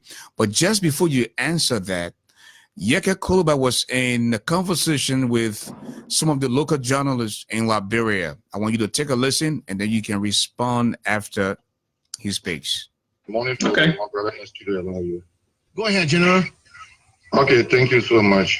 You know, Kelvin, the CPP is focused on what they want to do. And I want to also say this to the public. If the CPP does not go where the ANC will be going is where I will go. I'm a member of the ANC. I remain a member of the ANC. The ANC is also focused on what they want to do. the politics that have been played right now, the ANC is going to be very mindful of it because we are not going to be dragged into it. We saw it with the Grand Cape County election. Kelvin, I have to leave from Oswego County. I spent 4 nights in Grand Cape County, going from place to place, and we know what they put to us. But because we now wanted the confrontation, that we decided to hold with the CPP candidate. So this issue with Honorable Ure, I don't think Honorable Ure said that. I don't want to believe that. I think it was a slip of tongue or something. What you won't believe it? We play the thing. He said you won't believe it. We play. Honorable Kevin. Yeah. Honorable Kevin. Honorable Ure cannot be the chair of the CPP and draw a conclusion in the CPP. That means there is no process again. The conclusion has been made already. So in my mind, Mr. Ure did not say that. The CPP is very focused on what they want to do. Very, very focused. We are not going to be deterred by any statement from anybody in the CPP. We are going to be focused. We are going to go by what the CPP will say. If the CPP says something and my standard bearer is not in favor of it, he said we should leave, we will leave, and if the party will have to go on its own, we'll go on our own. We stand by, I stand by it. I'm not speaking for the party. I'm not the official spokesperson for the party. I am speaking as an individual. Where the party go, there where Honorable Yeke Oliver will go. Mr. Parser, how do you respond? I think Yeke was on point. I mean, you know, I told you some of that already in the beginning, tried to tell you how we addressed the Cape Mount situation. And we didn't come to the CPP with naivety. We're not naive. We didn't come to the CPP with our eyes closed. We didn't come to the CPP with preconceived notion or having an idea that things would just flow and everybody would say kumbaya and go home. We recognize the challenges and difficulties that we have to manage in the steps leading to the final determination. We also recognize that there are many old practices that die very hard in Liberia. Liberia 172 plus years old. And let's look at the history. People love backroom deals or everything that can be complicated. That's simple, they like to make it complicated. They're very quick, especially those who benefit. Let me clarify. Those who tend to benefit from shortcut, they love shortcut, and they will explain it, they give you justification. We are in this modern day and age. We have seen the challenges and difficulties that our country is going through. And we all agree, every one of us who is a member of the CPP agrees that we need the next leader to be a strong, resolute leader who will be able to take the country forward. We need to look ourselves in the eyes and our children and say, we made the right call. 1, this is a person who can win. And 2, we did it openly and clearly and fairly. There was no shortcut to the process. We think it's easy because it's transparent. It's transparent. And what Yeke is alluding to, which is very correct, is that there are a lot of things we've heard over the months, but we don't act on them. We don't give them credence. We don't tend to let them drag us into one direction or not. But if we in the CPP want to be successful, then we have to follow, like I say, a transparent process in vetting. And that process has to make sure that we can identify the person we select, we have the quality of a good leader, and that the people are likely to support. It cannot be somebody who I know, I like, or I've been knowing the person a long time, like somebody saying, oh, you know, this person, I know them for what. No, stop and think. You can't keep using the old tricks. And in this day and age, the population ain't got time for that. You can't keep telling somebody, okay, you wait. The only reason you say that because you think you can manipulate the process. You go to Morocco or anywhere in Liberia and ask people honestly what their preferences are, and you compile that, put that together, and you get an aggregate. You get a good view of what the people preference would be. So Yeke Kolba was right. we're in this because we believe the process is the right one. This is the right direction for us to go. But as I said in the beginning, Ashford, you wouldn't see Alexander coming, being animated, going out there and shouting. No, that is not. It's not necessary. When you have strength, when you have confidence in yourself, you don't have to throw all and yell and shout. Those who shout and yell and thinking that they're conveying strength, a weakness. We don't do that. We make our point, we clarify, make the case, and then we forge ahead. If it comes to a point, the fork in the road where we think our values are divided, we make a determination. But to pretend or to think that you will hoodwink us into a direction that is not clear, is not transparent, it does not lend itself to the purpose for which we established the CPP, because it would be a complete error, a mistake, if we, not just the Senate bearer, the Vice Senate bearer, if we put candidates who the people despise because they have poorly performed or they have failed, and we want to protect the incumbent, we say, no, they ran from our party, so we carry him, it's an error, it's a mistake. It would be a terrible mistake, because it would tell the people that, first of all, we're not doing the thing we said we're going to do. Put the right candidate, vet them. Who's afraid? If you want to be in politics, you want to let it vet you. That nobody, somebody say, oh, that person be here a long time. How can you rationally use that kind of argument to decide who should be the next president or next candidate for the coalition? How, in this day and age, to point to something and say, oh, this person, they've been all at a time, or they've been here so long, is that a logical basis for making a selection? I mean, is that how we think we'll develop the country? I'm sorry, but we don't see any logic in that approach. It has never worked. In the past, that had the selected people, it never worked. We think the people have a right to have a voice in the process.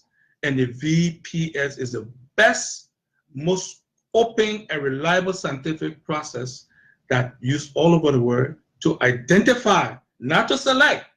I want to be clear. This is where some people who in leadership can come by and say, oh, they want to use VPS to select the candidate. The nonsense. That's nonsense. That's not true. And they know it's not true. That's a sad thing, because we know they have an agenda and they have a slant. The VPS is intended to inform the people who will go to primary to select. And I'm glad that you talk about the VPS being there for informational purposes. But just before we come back to you, let us take a few words from our sponsors. You can't no food. That one, they issue me talk. I beg you, man. Look, my man John, that bad you do. No, that bad. Hey, my begin, what happened? I said, my man John, I do verse all day today. I was walking. The gear bending. No car to go hustle. I can't. Jebena himself go small driver. I go ask her. She issue me talk, telling me say she tired and I'm feeling okay today. So she will start cooking the time she feel it. She not feeling cooking. I said, Jebe, what thing making you not feeling good? Jebe want talk bad to me. I whistle on your ear. All the people go hustle. You can't no food. That one. They issue me talk. I beg you, man. Look, my man John, that bad you do. No, that bad. Oh, but you don't know beating woman understand now. Ever say this time, my man, we can just talk to our woman. You can say sweet into them. We can talk it that sweet. Look, you can say my chemo. Hey, my darling, my sweetie, hey, man, I'm hungry. Now, where do you go today? Or the thing you do, I don't like it. But to be woman that bad. No, I say my own chemo. The naked way I can talk to her, say everything can be all right. She can be happy. I can get anything I want. Hey, you know, and you see how she can be happy with our children say? So look, John, my brother, when you vet, I have your friend here. Come lecture with me. I will lecture you how to take care of a woman to cool your heart. I will show you woman 101. Beating woman not good. You ought to style. And look at you. Who the woman you ever? Because when your friend, man, he will bust your dude. This announcement was brought to you by Diaspora Women for Change Incorporated and Alliance for Liberian Women International. Woman, I see a woman. Thank you, Liberia. Thank you, Africa, for making us your choice for entertainment. This is BridgeRadioAfrica.com. We come your way Mondays through Thursdays. And today happens to be the last day for the week. It says something dramatically happens. Okay, we also love to say the big thanks to Miss Beatrice Wilson. Thanks for your patronage. And Full Up Princess, thank you so much for what you've done and continue to do for British Radio Africa. Bird J.D. Noah, thank you for your contribution. Patience D. Sulu, thank you so much. We appreciate you. Elizabeth Harris, thank you as well for your contribution. And Abi Barima Bender, thank you so much for making us your choice in terms of sponsorship. Agba Mobolo, thank you so much. And you have a business out there, you want us to promote your business, all you have to do, please contact us through Mrs. Letty Brooks Rabbits. And of course, she will let us know. Mr. Mazola Gizi, he's the guy that runs the program, the inspirational program, every Sunday on Liberia Public Radio. Mr. Mazola Gizi, thank you so much for your patronage. Mr. Fayako Fed of Houston, Texas. Nelly Said of Atlanta, Georgia. Lyman Shepard of New York. Edna Yes of Seattle, Washington. Mr. Weckerman Sandolo of Massachusetts in Boston. Ibit Liberia, Mr. Phillips, Eric Marshall of Philly, Pauline Maximo of Philly as well, Ann Payne of New Jersey, Frances Powell of Europe. I'm told she's one of the organizers of the COP in Europe. Miss Frances Powell. Want to say a big thanks for your contribution as well. Dr. Maria Seaton of the state of Illinois and Miss Bindu Hunter of California. Want to say a big thanks to all of you for what you've done. And because of you, early next week, British Radio Television will resume work in Liberia, and this is just a blessing. And my sister and friend, Mrs. Letty Brooks Roberts out of Information Highway. I don't know if she's on. Letty, are you there? Letty Brooks Roberts, are you on? Okay. Now, Mr. Pastor, when you talk about the VPS, you know, I don't like to, I'm the guy that is not afraid of anything. I call names when it's time to call names. Henry Costa, he's one of the big names when it comes to radio within the Liberian community. I listened to Henry this morning, and he said the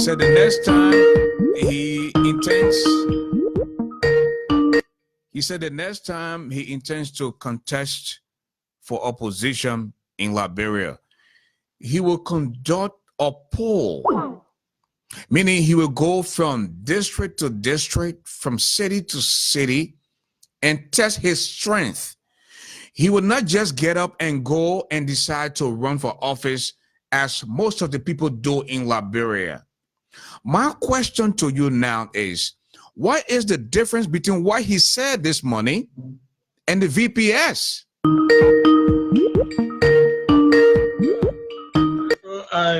I didn't listen to him, but what you just described, it almost answers the question. There is no difference, perceptual difference.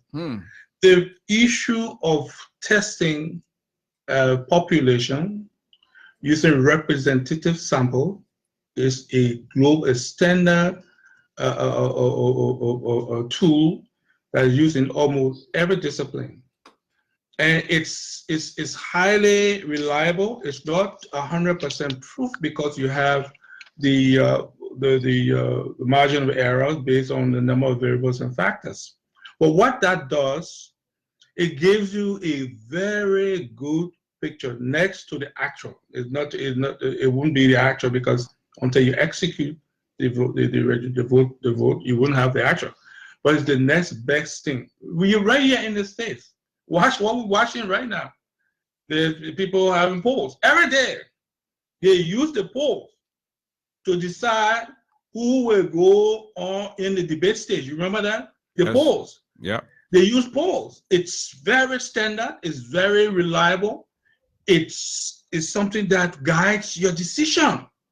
Right here in America, we see every day the poll come out. and the poll is randomly executed. You take a representative sample, making sure all the people you want to test, the test sample, the target, they are represented. It's that the population representing the test sample, and then you manage it properly to make sure there's no decimal distortion and noise in the process of the result. And the way you need to, you adjust it. That's a sign that there's a whole area, methodologists do that all the time. That's what they do. And it's not, we're not injecting anything strange on you. The people the population doesn't need to know anything about survey. They don't have any role other than answer questions. So you're not saying if the main know how to do VPS, then you get bad results. No, the people who are executing the VPS are supposed to be the expert. They understand all of that. So they will develop a set of questionnaire and manage the process to test the results and make sure they properly identify the feedback that will receive. It's not new. And if you don't do that, it almost like everything else we do, many things that the politicians do in Liberia, they go there, throw everything away, then they look at it and wishing which one would stick. It makes no sense. It makes no sense. You can't keep telling me you don't know anything about Liberian politics. What am I going to learn about Liberian politics? Everything's been failing. You say they have been doing it. Unless it's illegal. That's the only condition under which you would not do something. But if it's not illegal, in this day and age, everybody's doing it because it makes sense. It gives you reliable results. Why you don't do it? It's not going to form the basis. That's not what we're going to use to select the candidate. It will inform the people who will go to the primary. So this really is much ado about nothing, except the people who perpetrating it, they have a slant, they have an agenda, so they want to muddy the water and make it like, oh, Alexander Comey come here, he wants to do this. Alexander Comey, what has he done? Everything he has done are positive things. You look at his track record. And people envy him. That envy, most of this is, when you're around, when you were growing up, you see, you buy a new shoe, you playing in the yard, everybody admire your new shoe. When a new guy comes, his shoe finer than you, and he brought a bicycle. Not only his shoe, a bicycle, and then he got a new football. Then what will happen? Then the guy who had a football before and bicycle, then he want to go peace force. Because Mr. Passway, why are they making this to seem like the VPS is something like foreign object? We as journalists sometimes we take the time out to listen to others.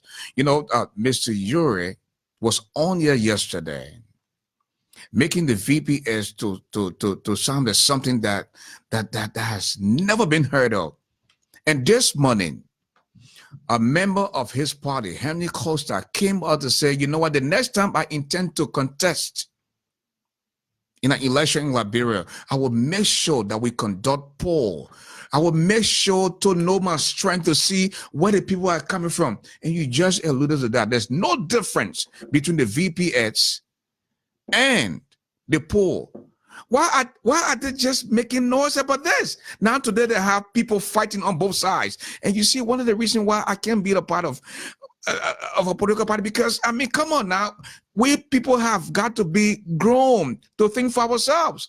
And some of the people who don't know any better, they are saying, oh, Alexander Comey is bringing something completely different to Liberia, which is far from the truth. Ashford, I will answer to you this way. I will put it to you this way, because I'm not in their minds. And I don't know what's driving them, because certainly they're not engaging in truthful disclosure. I'll be upfront about that.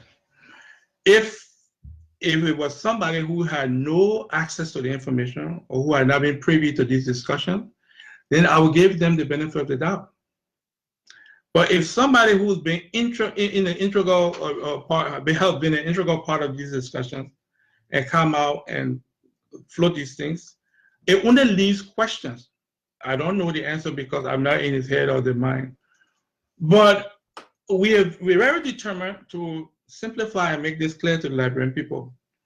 Because what we concluded, not what they told us or because I can't fathom why they go in this direction. What we concluded in our respect is that there might be an attempt to distort the situation so much that people confuse people. And then you paint a negative picture about Mr. Cummings. So that then what would be left is this perception that, oh, he just want to come here and just bring something new to confuse the poor and then steal this nomination. It's insulting. It's insulting because the people who selling this garbage, they know better. They know better. They've been part of this discussion. You don't insult somebody and use the excuse that you have a right to your own opinion. When you have your opinion, you convey your opinion factually and state the case as it is. Let the people make their own decision whether, as stated, that's something they will pursue. You don't come out and throw a grenade or throw a noise, and then your argument is, oh, I have a right to my opinion. I have a right to state what I have to state.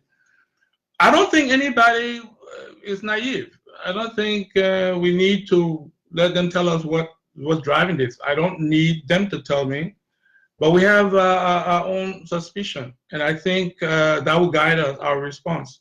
So we in the ANC, Mr. Cummings, I don't speak for Mr. Cummings or the ANC, but I consider myself one of his senior advisors and a good friend, and somebody for whom I have enormous respect. And I think we in Liberia should be looking up to the person who has demonstrated on the world stage excellence. That's where people forget. You excellent. There are few Liberians, maybe a handful, 5 or 6 globally, who we can put in that category of saying these are people who have excelled in very critical, difficult environment, and they rose to the top. We should be proud. And not try to, because, Mr. Cummings got his money, clean money. Mr. Cummings, whatever wealth he has, clean money. You go, that's why I always say, we want to vet people. Let's look at leaders, who's a good leader. And you look at those characteristics, the person character, their temperament, and their judgment.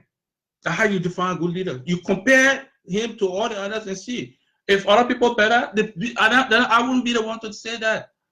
I can't come out and make a statement about any of the leaders and say, oh, I prefer this because the person is smarter than this person or they got more experience. That's arrogance. That's arrogance. Let's define them and let the population, the voters, tell us, because they have better sense of who they're looking for. If you gave the comparison, they will come back. This is not rocket science, and the people who take in the survey, they don't need to be. You don't need to confuse them. Just ask them the questions. The sensor question, the survey question will be developed. All the parties will agree to it. You can bring your scientists. Everybody brings the scientists. These are standard questions, and then you choose the team. You plan the exercise, and then you execute it. You test every day. You collect the data, and we do this thing all the time in Liberia. All over the world is done. So we're not rattled. I mean, Mr. Cummings is not rattled. This is not. We're gonna stay in the CPP. We're strengthening it. We'll work to do our best to strengthen it. And I think this noise will come to pass. And I'm sure the leaders will get together and hopefully shake hands over this. And that's the voice of Mr. Wilfred Passaway. He's the chairman of ANC Global. At this time, we are going to start taking questions. And just before we do that, please allow me to introduce to you Mrs. Letty Brooks Roberts from Information Highway as she sets the tone for questions taken. Mrs. Roberts, you live.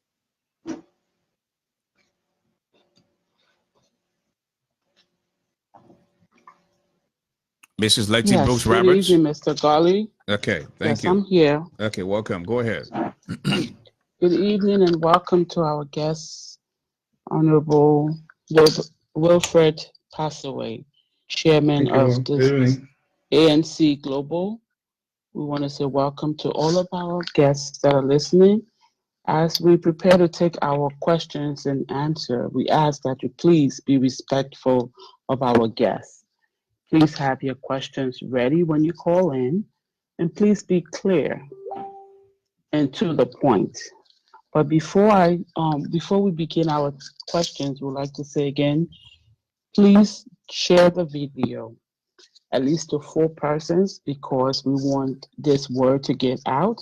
This is an informative section, and we want everyone that has questions about the VPS or anything ANC or Liberia. Hopefully you can gather some facts from this interview. So before we go, I'd like to say thank you to our sponsors as well. We want you to also know that you can go to the bridgeradioafrica.com YouTube channel, and you can listen to this show in its entirety if you should have missed anything. And I'd like to say thank you to our host, Mr. Ashford Garley. Here are the sponsors for this evening. We want to say thank you to Ms. Bindu Hunter, Dr. Mariah Seaton, Ms. Frances Perry, Ms. Ann Payne, Ms. Pauline Maximore, Mr. Eric Marshall, Ebed Liberia, Wonko Mi Sindolo, Lima Shepherd, the Diaspora Women with Dr. Francine Chenoweth and Miss Yacindi Martin Quaye, Miss Edna Yates, Miss Patience Slew, Miss Abby Binda, and Mr. Agba Momolu. Again, there may be more sponsors that I may not have mentioned, but Mr. Garley will mention them. Thank you for being here with us. Now we'll take our questions and answer. Please call in. The number to call is pinned at the bottom of the screen, which is 248-979-1718. And you can support this program as well through this number, 248-979-1718. I thank you, and after this, we'll read a few comments. Thank you, Mr. Garley, and I'll turn it back to you. Thank you. We already have a caller on the line from California. And hello, caller. Tell us your name and where you call from.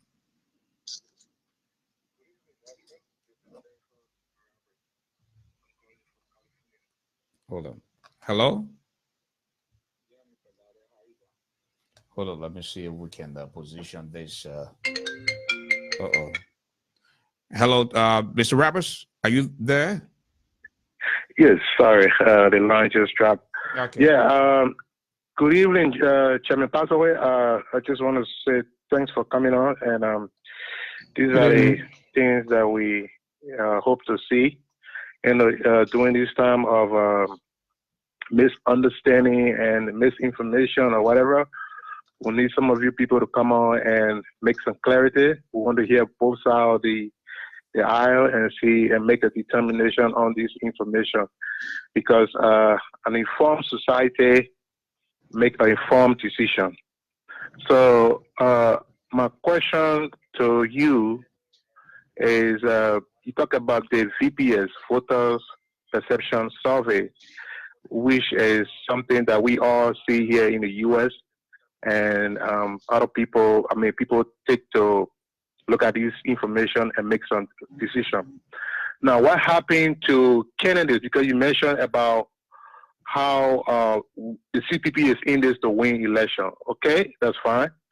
But what happened to a candidate that is not popular in a specific area, like for example in a district, but then the CPP trying to get this candidate, and then the other candidate, based on our voters' perception, candidate that's opposed or that's not part of CPP, what will become the decision going forward to be able to get that member of a partisan or representative that will represent CPP in that delegate district? What kind of tools or information or what I would say skills or whatever you guys are going to use to get the rightful candidate for that delegate district, since we are in this to win? That's one. Quickly, the next question. We talk about the Standard Bearer. Costa mentioned previously that this it was all about you guys was holding on to this the APP or whatever CPT agreement to make it out of APP or to have this agreement bounded. But because of this identical information, this deception thing was holding on. I want to be clear. I want you to be clear. Was it the reason why the agreement was still holding, or what was the reason why this information? I mean, the agreement hasn't been signed and for us to move forward. Thank you. And just before he answers, let me take another call out. This is 267 number. Hello, caller. Tell us your name and where you call from. Ashford, my name is J. Danoa. I'm calling from Cedar Rapids, Iowa. Okay, go ahead, make your point. Our guest is listening. No, I'm not saying anything, but just want to ask question to Mr. Passaway. Okay, go ahead and ask your question. Mr. Passaway, a quick question. You know, in Liberia, let me say that before asking my question. In Liberia, we have tradition. The traditions, and I quote, we all, as a family member, need to respect our other day, as Mr. Ure said yesterday, unquote. And my question is this. If they according to you, you said we are coming together to get a very strong alliance. What if tomorrow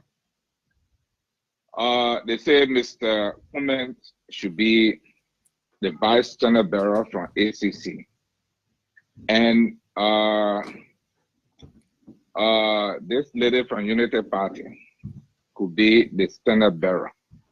Will you, according to you, your own statement, for us to have a very strong political party, for our people to love our candidate, will you support Yomli and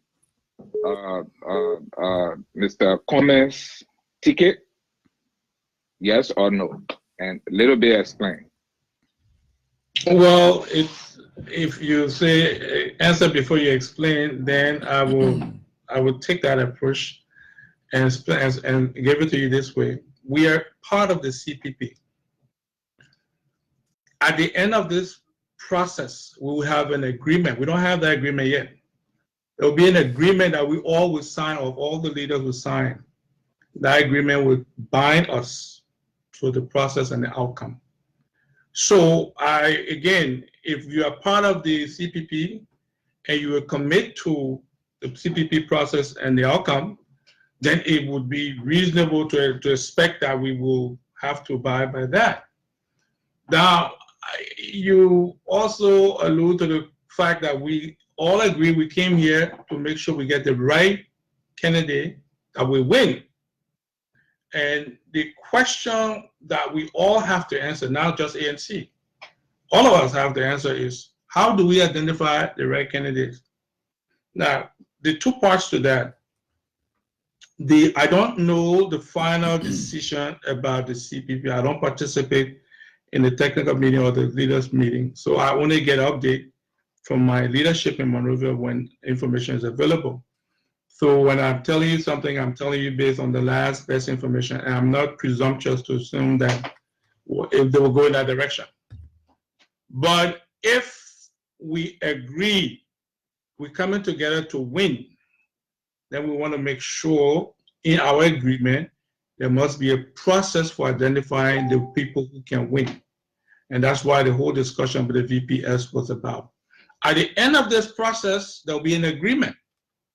That agreement will bind the participant. That's no two ways about it. You can't be in and be out.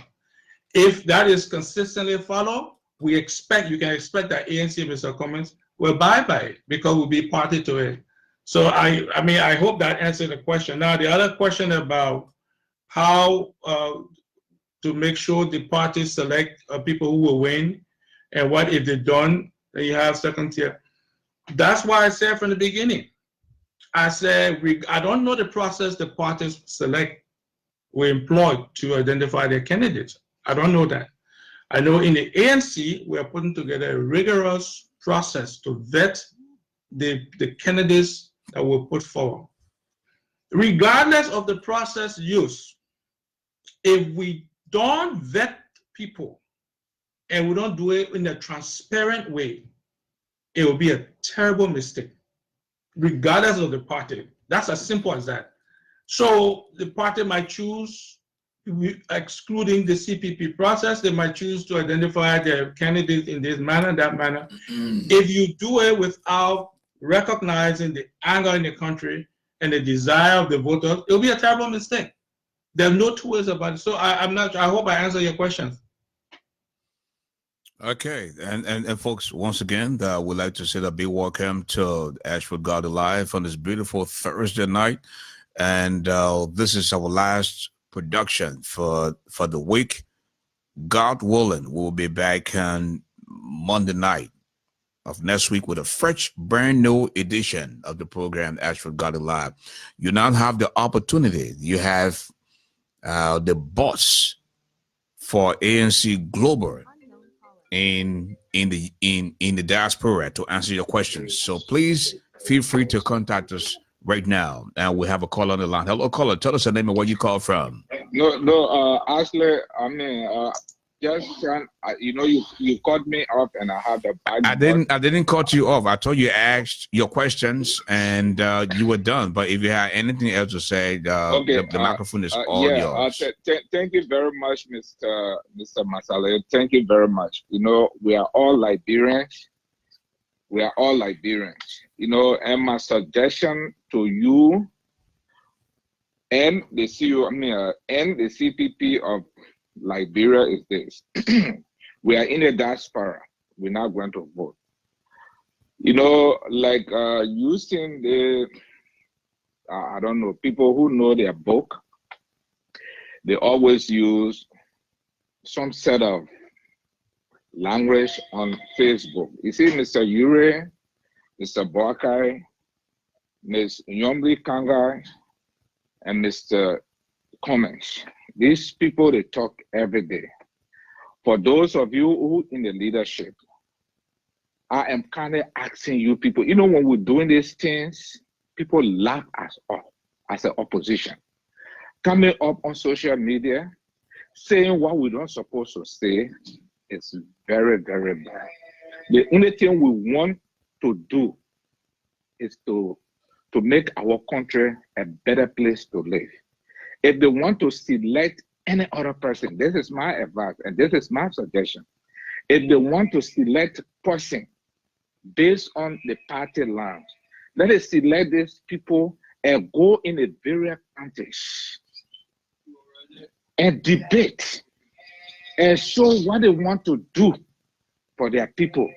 You see, in a very short, you know, something, you see what Darren Dillon did in Moserado County? This is what we're supposed to practice now in Liberia. Not sitting down, pointing fingers at one another. Lord, go in the Leeward County. Let our people debate. Go sell yourself. Then, of course, when you win the primary or caucuses, we will come. Then it will be the time for the political party to say, or the leaders of the political party to say, okay, this person now is fit to serve his people, and he's legible to his people. But, you know, when we start selecting somebody for our people, this is the reason why Liberia is now going nowhere. I was watching the House of Representatives today. In their debate, it was a very heated argument. And they started cursing one another. It is what we want in Liberia. So for those of you in the leadership, you'll get to our leaders and talk to them and talk to their people. If any of our members or officials or party leaders having to make any other remark, if they hurt you, contact your USS chairman. Contact the leader in Liberia. We don't want these things to be on air no more. From today, we don't want it.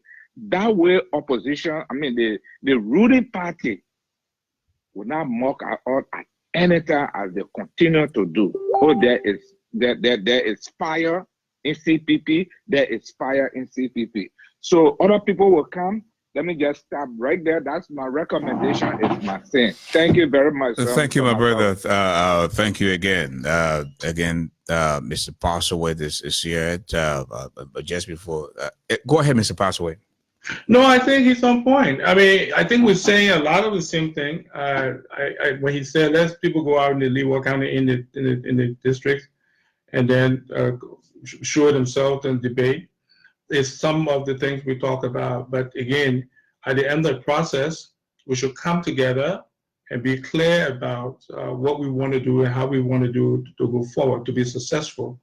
We think that that is going to work very well for the representative at the local level. We think the VPS is a national assessment of the national voters' perception that will help guide us to get the right candidate so we'll be successful. He's right. I couldn't disagree with him. And Mr. Password, because we feel that we can reach a lot more people, does not mean that whatever we say is right. What you just explained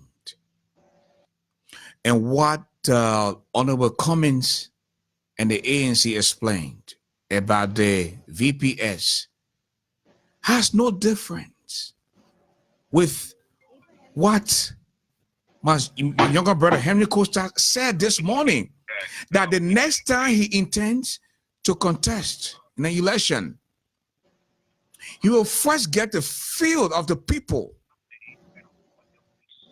to see if they are feeling him. What are they thinking?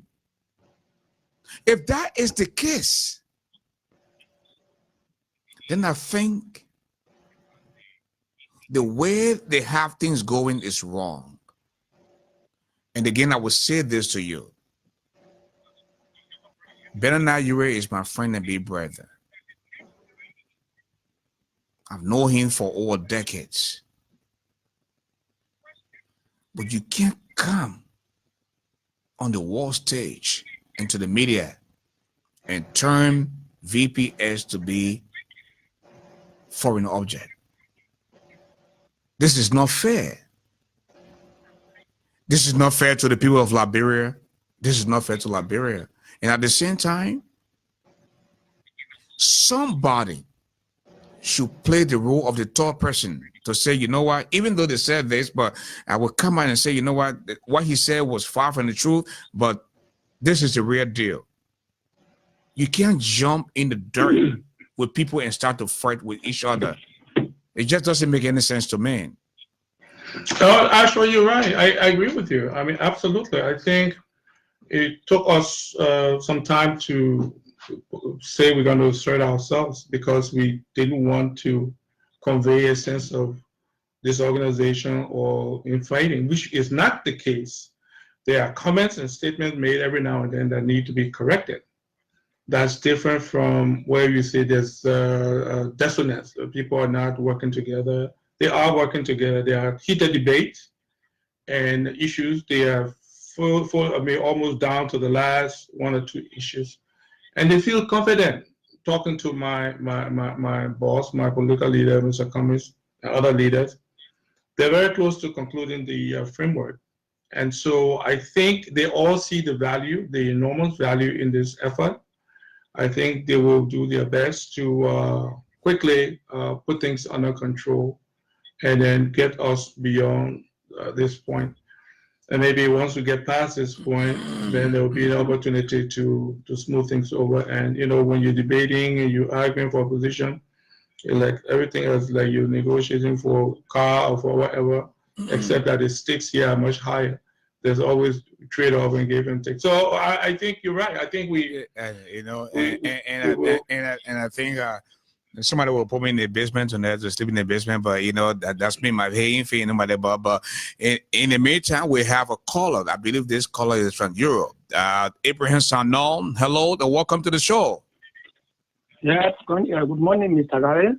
Yeah, thank you. Welcome to the show. Go ahead, make your point. The honorable chairman is listening. Okay, and I thank the chairman for coming in. Mr. Garley, I'm not part of any political party in Liberia, but I am a Liberian that loves my country, that always want to see the best for Mama Liberia and our people. Mr. Garley, I'm not going to ask any question here, but I'm appealing to our opposition, the ANC and the rest of the other guys. You all hate us when you come off Facebook and start to make all kind of statements. You all hate us. Those of us that support you, although we are not part of political party, but we love our country. That's why we want to see good leadership in Liberia. For this reason, if we see people coming on Facebook opposition attacking one another, you pin us a lot. You give a lot of pain because we just see that our country is going nowhere.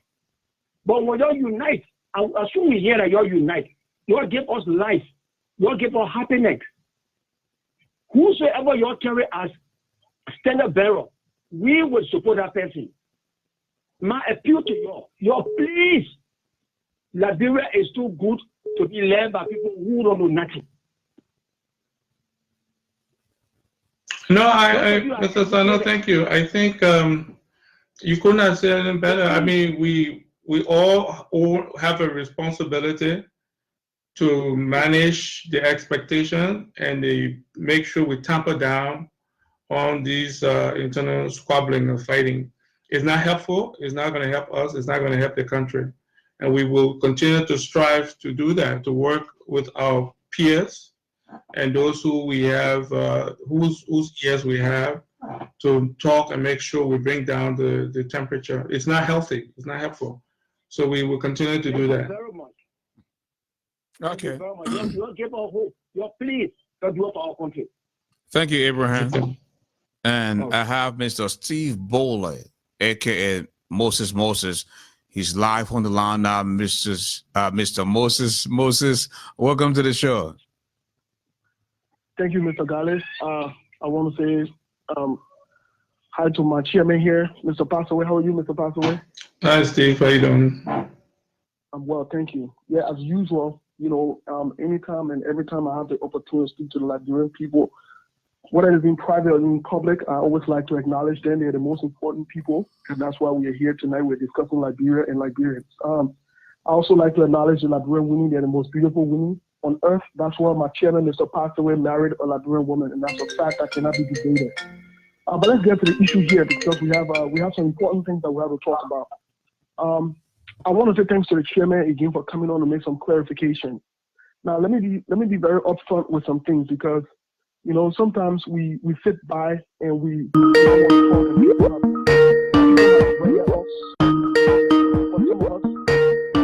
and they have insulted us since some of us came publicly to associate or to state up our position with the ANC, identify with the ANC.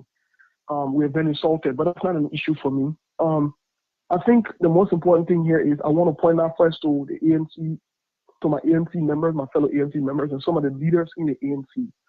I think when we made a decision to join the CPP, it was a conscious decision that was made by our political leader and the leadership entirely. So we worked with them to make this happen. Now, coming into the CPP, we understood to some extent that we were working with different people. And so the fact that we're working with different people, I think the first thing we should acknowledge here is we should be respectful of the people we are working with. And I'm very clear about that. I want to be very clear about that. I think yesterday after Mr. Ure's statement, I think it was wrong for some prominent members of the ANC, some leaders of the ANC, people who got voices in the community to start going onto Facebook and writing some disrespectful comment to Mr. Benedict Ure. The first thing I've always said to people who are in the ANC is this: do you think Mr. Coleman will approve of disrespecting other leaders? And some of the answers I get from my fellow ANC members will be, but the people attacking Mr. Coleman, the people doing this, the people doing that. And I always say this to them: we're not in church, we're in politics, and we know better. And so we should exhibit better behavior out there. We should be the change. And so we should be more tolerant. The fact that people are coming after Mr. Cummins shows that Mr. Clement brings something to the table and he has attracted their attention to some extent. Now, that being said, I want to come out also and say that it was disrespectful for Henry Costa to come out yesterday and disrespect the entire ANC party. Let me say this, two wrongs don't make a right. Mr. Henry Costa is the CPP chairman. And so, as far as I'm concerned, he is ANC, he's part of the LP. All of these little fights here and there is not necessary, especially if we are to move forward. And somebody said earlier on that, the ANC and all these leaders meet. These leaders, they talk.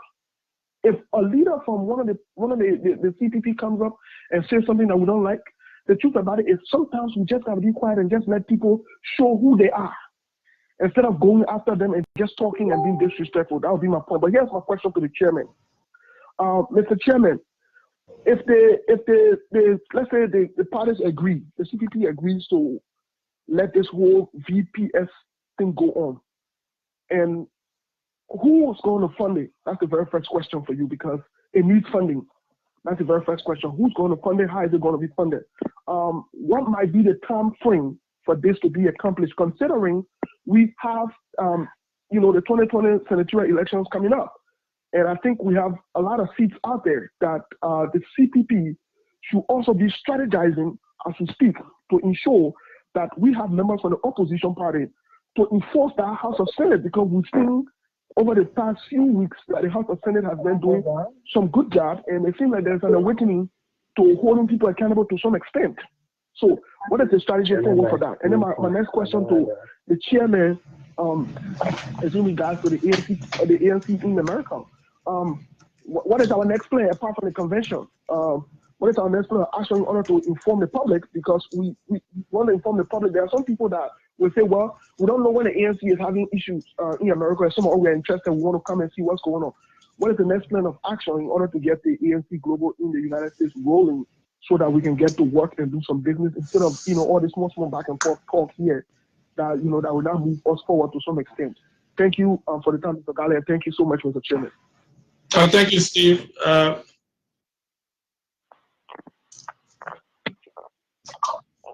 Okay.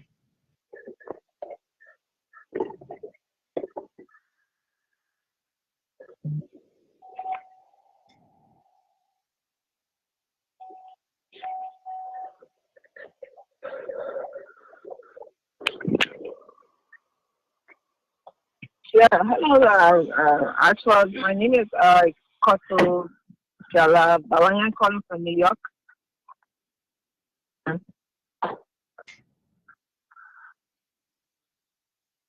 Yeah, okay. I love politics and I love talking politics. It's so unfortunate that people are getting kind of anxious of what is unfolding. It is necessary for people to talk. It is necessary for these issues to come out now. I see no reason people should be getting, anxious of what is unfolding right now. Because if we don't talk this thing now, sorry, Koto. Again, folks, we just heard from Mr. Mr. Steve Bollet. Now we have Mrs. Koto Balayan. After Koto, you will have to hear from Mr. Duke. So I hope you hear me now loud and clear. Go ahead, Koto. Yeah, okay. Okay, and my advice is that all of the issues that are unfolding now, it is good that they actually happen. And my appeal is that the coalition should hold together regardless of what is going on. At the end of the day, let them accept whatever will come out of the convention, because it is necessary that we make all of the noise and come out to say, okay, after all the noise, we come out with a conclusion, and that conclusion will be what will come out from the convention. And my advice is that you have to win people over. The kind of emotional activity people express it. It's not how you win other people over. If somebody comes and talks about my feelings, what I do is to cool down because I want to win that person over. And then I don't know when I person say something, and I go back to win that person over. It's somehow what it is. But to say you don't want to hear that person be angry of what the person has said. To me, that is not the right way to play politics. Let the person vent their anger. Then we go back to win the person over. So that's my advice to everybody else that is coming up with this chanting of dissatisfaction of what is unfolding. So I want to thank you so much for allowing me to talk to the chairman. Thank you very much. Thank you, Carlo. And at this time, we'd like to give the chance to Mr. Duke. Duke, you live on the radio. Welcome to the show. Mr. Garley, thank you. I appreciate it, man. A good top of the show tonight. Chairman Paso, I'm impressed. You always do a great job in terms of discussing the issues, and we appreciate you, and thanks for bringing some level of clarity to the Liberian people. I wanted to say something quickly here, and possibly end with a question, quick question for the chairman. Look, let it be known that throughout this entire process, the ANC have exhibited maturity, both when it comes to its partisans and leadership. I don't think anywhere we've seen this level of maturity for any political institution. On instances wherein we felt that it wasn't fair, and we felt that people were taking advantage of the leniency of this party, we listened to the decision makers, and we hear our own, and we allowed the process to continue. Mr. Steve Bullitt, had some things to say, and I commend him, for trying to bring some level of balance. But let me say this, Steve. When you are the current chairman of political parties, people who are working on a serious document to create a process in place, something that the Liberian people are looking forward to.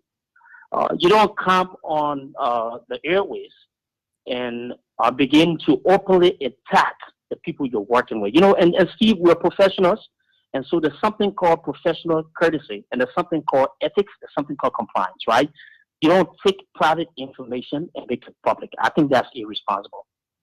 I think wherein there's been some kind of backlash from across both spectrum, including partisans of the ANC, is wherein that certain people have actually used yellow journalism to attack a certain political party. And I don't care how people intend to be responsible. These are human beings. These are people who have loyalty to several institutions, and they're Liberians. They're saying that things have gone wrong in the country, and so definitely you expect them to respond. So, no, listen, these things are normal. In America, we have the Democratic Party and the Republican Party, people who don't like Trump and people who like the Democratic Party. And these people bump heads every time. But at the end of the day, this is what makes democracy strong, because we learn from our mistakes, we embrace our opportunities, and become better people.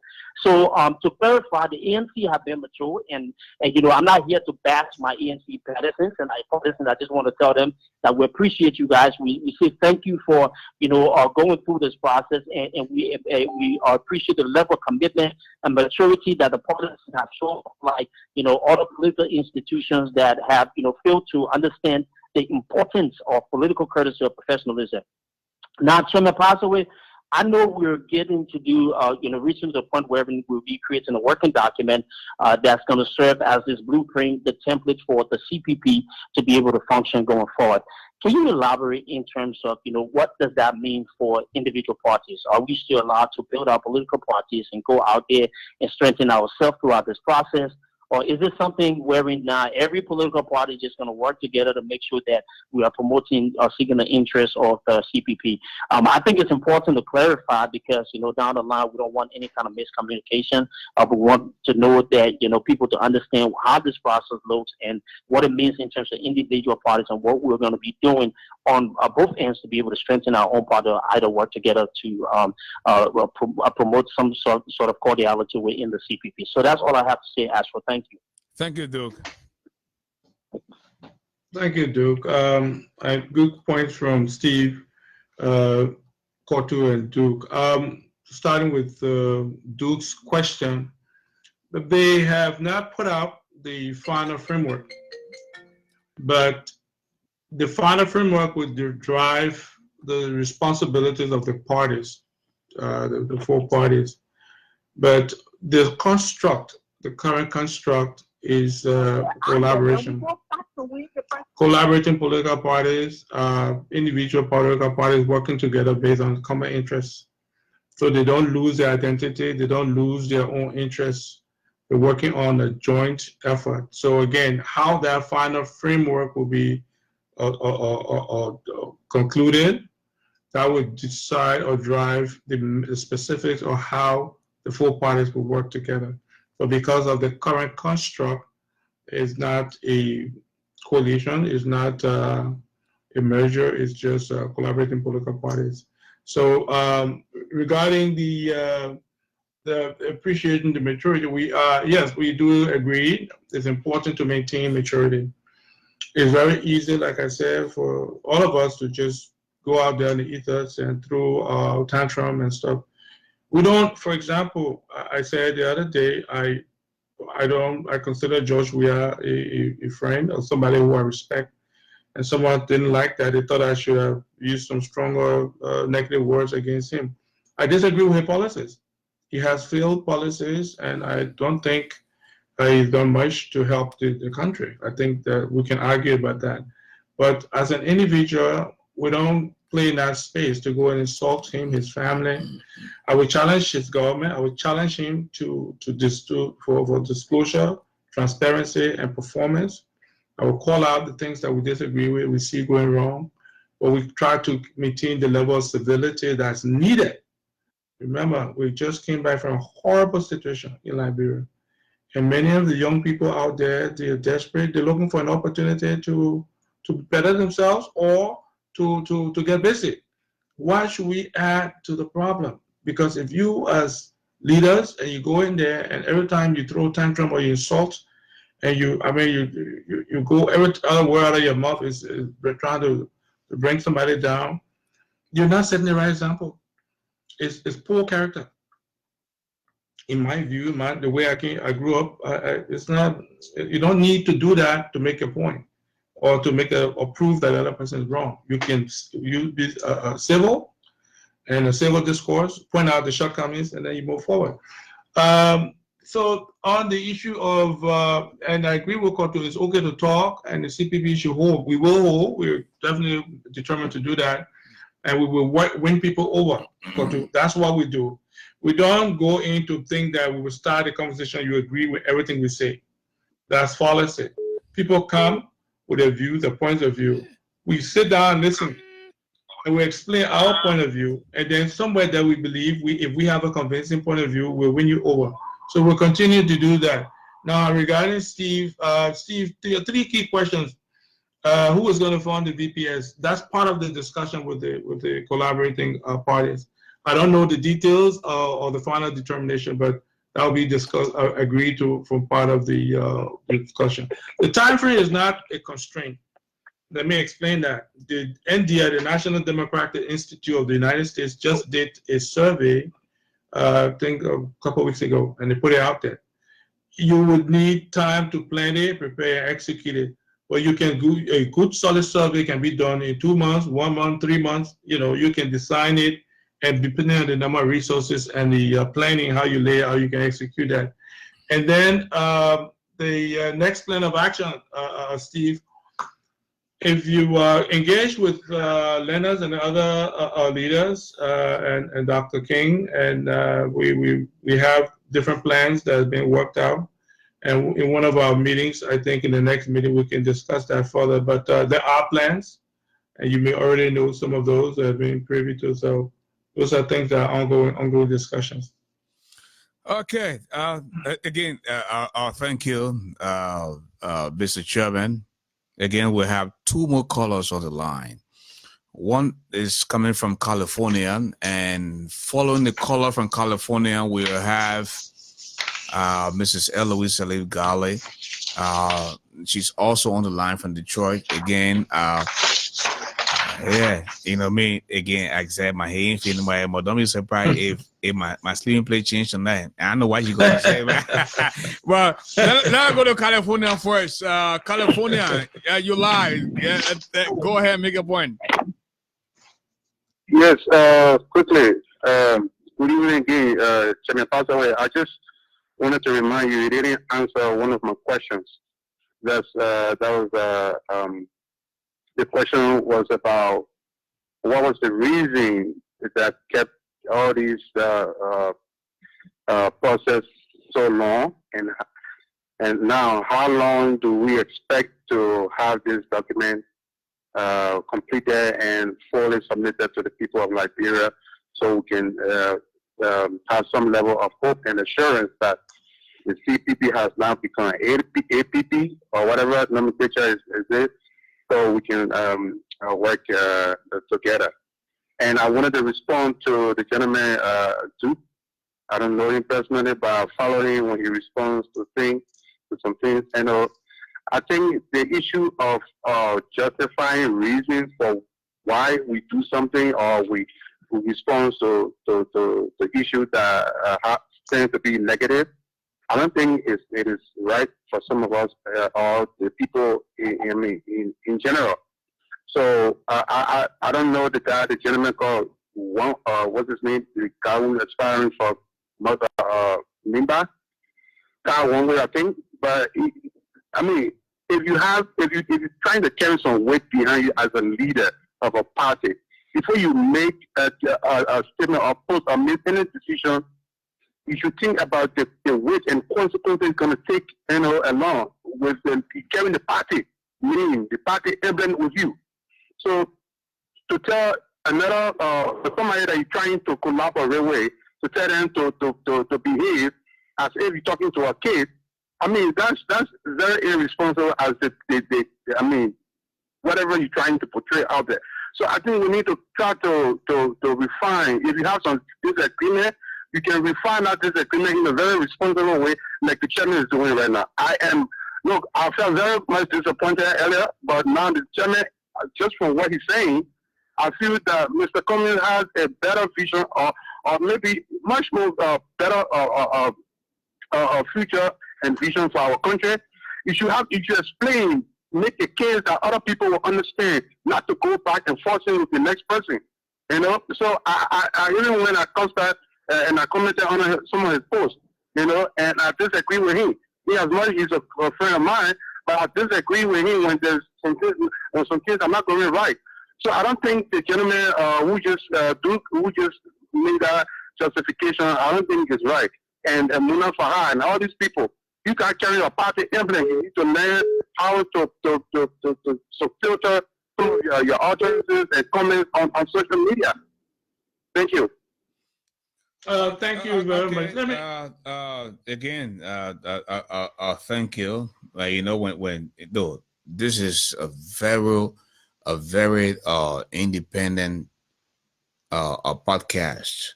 When people come and say something and they didn't understand what the other person said, and you also have the opportunity to come out and say something.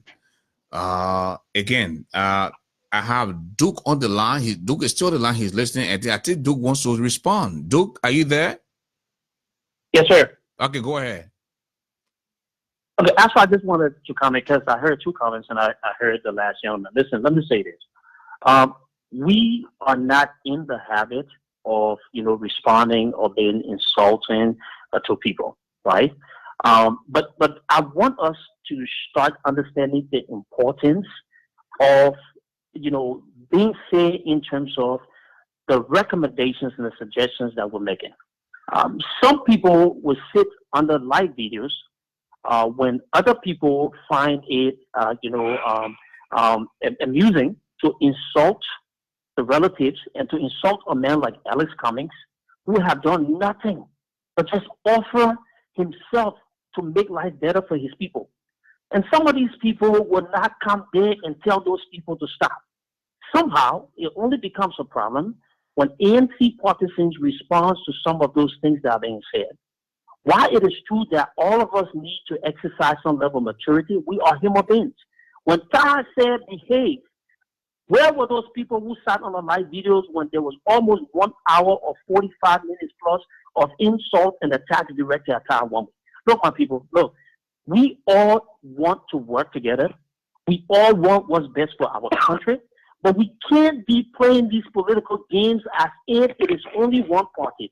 The ANC have been the only mature and responsible party here. We have been the ones who have turned the cheeks for other people to get away. We were the ones who were undermined in Garrett kidnap, and we made ourselves available. Even when things happened, when we knew we were in the right, we exercised maturity. So let's be honest. Look, if you follow me, I have been very vocal about things that I say. It is in no way to undermine anybody. But listen, we have the right to counsel people and say the things we need to say. Go ahead, Ashford. Duke, you also said something that I read, and yes, sir. I was a little disappointed. Listen, when you said, and quote, I think Benani Yure is a coward. You call me big brother. Benani Yure can be your grandfather. Even if you disagree with him, did you have to go there? So, great question, Ashford. Let me say this. You know, you and I, you know me outside of social media, and we talk, every now and then. Oh yeah. When I call people a coward, right? And we tend to not look at the message in itself from an objective standpoint. When you sit there and undermine people you're working with, when you sit behind the scenes and you orchestrate personal attacks by using individuals who work under pseudonyms to direct insults at people, when you finance operations directed at people who are doing what's right, to me, that's a coward mentality. But and I know where how do you know that he did that? Ashford, I don't want to take away from the discussion. That's what I go ahead. All of us are human beings. We have our own problems. We will make our errors. We will do things. But if there's one thing that we need to understand, what's inside of the heart of Duke is passion for Liberia. Liberia is all that matters to me. It is not about personal passion. It's not about anything else. I want my country to win, and I want my people to have the type of opportunities that all of us have. So I will forget about the personal conversations, and I've said things, and I'm sure people have said things that are wrong, because some of these people insult Mr. Cummings and say some of the worst things. But we're going to put an end to it today, and we'll just make it clear. I am willing to work with anybody in a peaceful manner, and going forward, we will try to do the things that we need to do to work across both aisles. But we're not going to sit down and allow bullies to operate and push us into a position where we think that we should be the only one taking punches in our response. But I respect you, and I commend the efforts. And listen, if there's anybody from the other end that feels offended by anything, guess what I want to say. This is politics. Things happen. Let's move on. Let's find a way forward, and let's work together to make sure that we rescue our people and do what's right as well. Thank you, Ashford. I appreciate you tonight, my brother. Thank you. That was Duke. And ladies and gentlemen, at this time, we have Mrs. Eloise Garley on the line right now, and I believe she has something to say. Eloise, you're live on the radio, and Mr. Passaway is listening. Thank you. Good evening, Mr. Passaway. Yes, ma'am. Hey, and Ashford. And folks, Mrs. Eloise Garley is the Secretary General of all Liberian Party in the diaspora. So just wanted to let you know her position. Yeah, go ahead, Mrs. Garley. Thank you. But before I go into what I want to say, let me just let you know that not because you share your view on your podcast, you will have repercussions coming from the home. Maybe the only thing you can look forward to is a conversation. Okay? Now, Mr. Passaway, thank you for coming on the show this evening, especially with a renewed version of the VPS. Apparently, it is the diaspora version of what the VPS is, because what you have explained in defining the VPS and how it should be used, especially stating that it is merely for obtaining information and not to replace a primary or a convention in electing the standard bearer for the soon-to-be transferred APP, Alliance of Political Parties. But yeah, well, I think, sometimes we have to be fair when we just disseminating information. Because if your version was what was explained as the framework of the CPP was being concluded in Liberia, I don't think we would have had a stalemate as we have had right now. Every other aspect of the framework was worked upon. The most important ones, especially when it came to allocating counties to the various parties to contest for the upcoming senatorial election, there wasn't a stalemate. But the fact that the VPS was interjected by the ANC to select a standard bearer, that's where 3 of the collaborating parties, including the ALP, the Unity Party, and the Liberty Party, rejected and opted for a primary and a convention in line with the National Election Commission guidelines for electing a standard bearer. Mr. Ure, Honorable Boyka, the standard bearer of the Liberty Party, I don't think that they're naive that they wouldn't be able to understand if the VPS was only for obtaining information and the 3 would have objected to it. Now, moving on to the skirmishes and the opposition.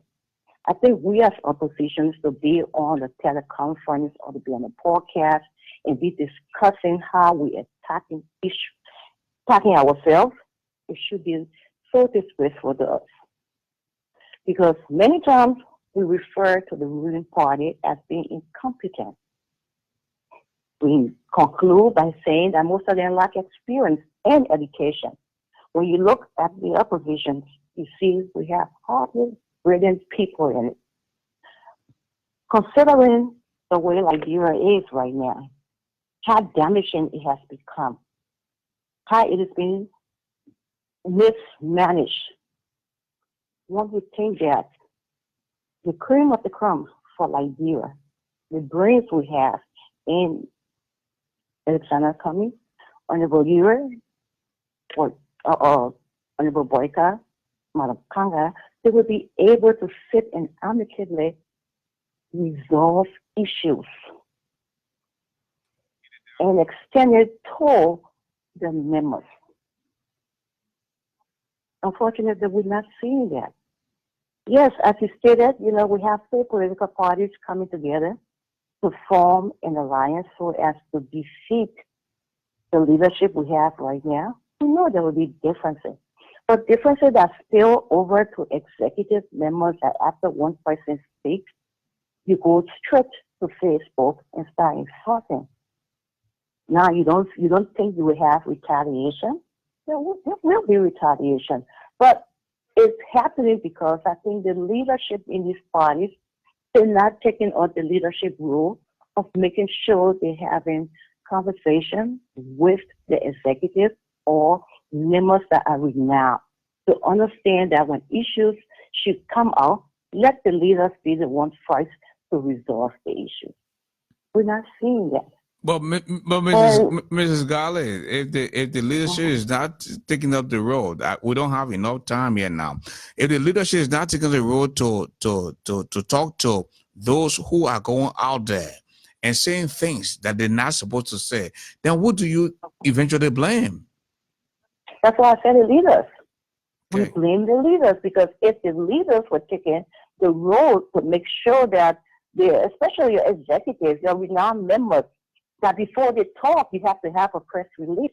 Thank you. You don't just come on and talk before a press release. Hello. Okay, if Mr. U.S. said something that, somebody from ANC felt that he was insulting their leader, they could have gone to Mr. Cummings, and Mr. Cummings would have addressed it with Mr. U.S. I'm sure it would have been amicably resolved. But listening to Mr. U.S., I didn't see what he said, that send us the outrage that people start calling names. And definitely, if you call names too, you think you have monopoly over wars, we will call names too before we fix it. And some of us have tried to be to the back seat and let these things be resolved internally. But it seems that certain group of people within the CPP and not within the ANC, they see that social media is where we can You will resolve also these have issues. to name the ALP, Mrs. Garley. I would need the AFC first. Thank you. Because the ALP always retaliates to what the ANC says. Name the ANC first? Because that's what I said. We retaliate to what they say. We do. The last time you had Alexander Cummings be a member of the CPP, he was having his normal monthly conversation or interview. Okay. And they Mrs. asked him the Garley, question. Mrs. Garley, you have I'm going somewhere right here. I'm going Mrs. somewhere. Let me Garley, just finish right Mrs. here. Garley, They Mrs. asked Garley, him the question. Mrs. Garley, you have said enough. Okay. Can we give Mr. Password the chance to respond at least a little, and maybe you have a follower you can come in? Is that okay? Mr. Password? That's okay. Thank you, Eloise. I start with restating the issue or the position regarding the VPS. This conversation started months ago, as you well know, and it has taken different shapes, different forms. The discussion about the timing of, in fact, the conversation you and I, Eloise, were part of that CPP USA. As you know, you also work on the draft, and we gave our input. There are many changes since then. I haven't seen anything new in the last 4 or 5 months. I have not been privy to any of the ongoing discussion or working or document. But I do know that many things change. They're very close to the end, but many things change. Many things in the sense that there were back and forth discussion and negotiation. The position regarding the VPS, there are 3 distinct steps: the consensus, the VPS, and then the primary. And that is something that is currently on standing right now as we speak. The other issue was, I understand, the ALP wanted to change the order. One of the 2, and again, I'm not sure of the detail, but I understand the other parties didn't want that change. The order being, they wanted to have the consensus. If not, then they have the BVS and the primary together. And the other parties, again, I haven't participated in any of the meetings. I have conversation with my leadership after they participate in these meetings. But having said that, I think the VPS is a very useful tool. I think we made it clear why it's important, and we respect all our peers. We do not believe, I personally, and of course Mr. Cummings and other leaders, do not believe there's any value in going out or making statements about one of the partners, one of the leaders, that are not helpful. They were derogatory. If I came out and said, "Oh, Eloise, there are 4 of us on this screen, but this person is better than you, they're more educated and better than you," that's derogatory. That's, first of all, it doesn't have a place in that discourse. It shouldn't have a place, and that doesn't convey respect and goodwill, especially when you're the rotating chair of the organization. Then that was not the first time. I think we all agree this is the second time this has happened openly or publicly. But after saying all of that, I think the leaders, you're right. I think the leaders should get together. Those are accomplished men. We should get together and have a conversation. A conversation that will take into account what we're trying to achieve and the best way to do it. I personally, and all the people who are my peers, members of ANC Global, ANC Library, will tell you, I don't change my demeanor. I don't shout. I don't go out to try to make a point by force, because it's a useless exercise. I convince you by explaining my position, or disagreeing with you by explaining my position. At the end of the day, if we don't have meeting of minds, we shake hands and walk away. That's fine. So again, I think there's a lot of value in the leaders talking. and then it will filter down. The leaders will talk and develop a rapport, and so that the people working with them and under them will begin to take cues from that. I have gone out many times to speak to some of our members to try to calm temper, but I can't be all over, and obviously it's harder to tell somebody to calm down when the precipitating factors are not addressed. So, I mean, that's human nature. So, thank you, Mr. Chairman. Yes, it's a good advice, and I think it wouldn't be lost on them to take that advice and take it seriously. Mrs. Garley, you can just come in and conclude, and then we could take a few more callers before we go. Go ahead, Mrs. Garley.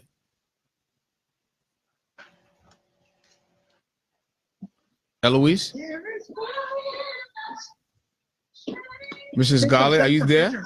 You can make it easier. You don't have to bring the whole soup. Okay. Eloise. Hold on. Let me see. Is she still on? Hold on. Oh, I have to do this.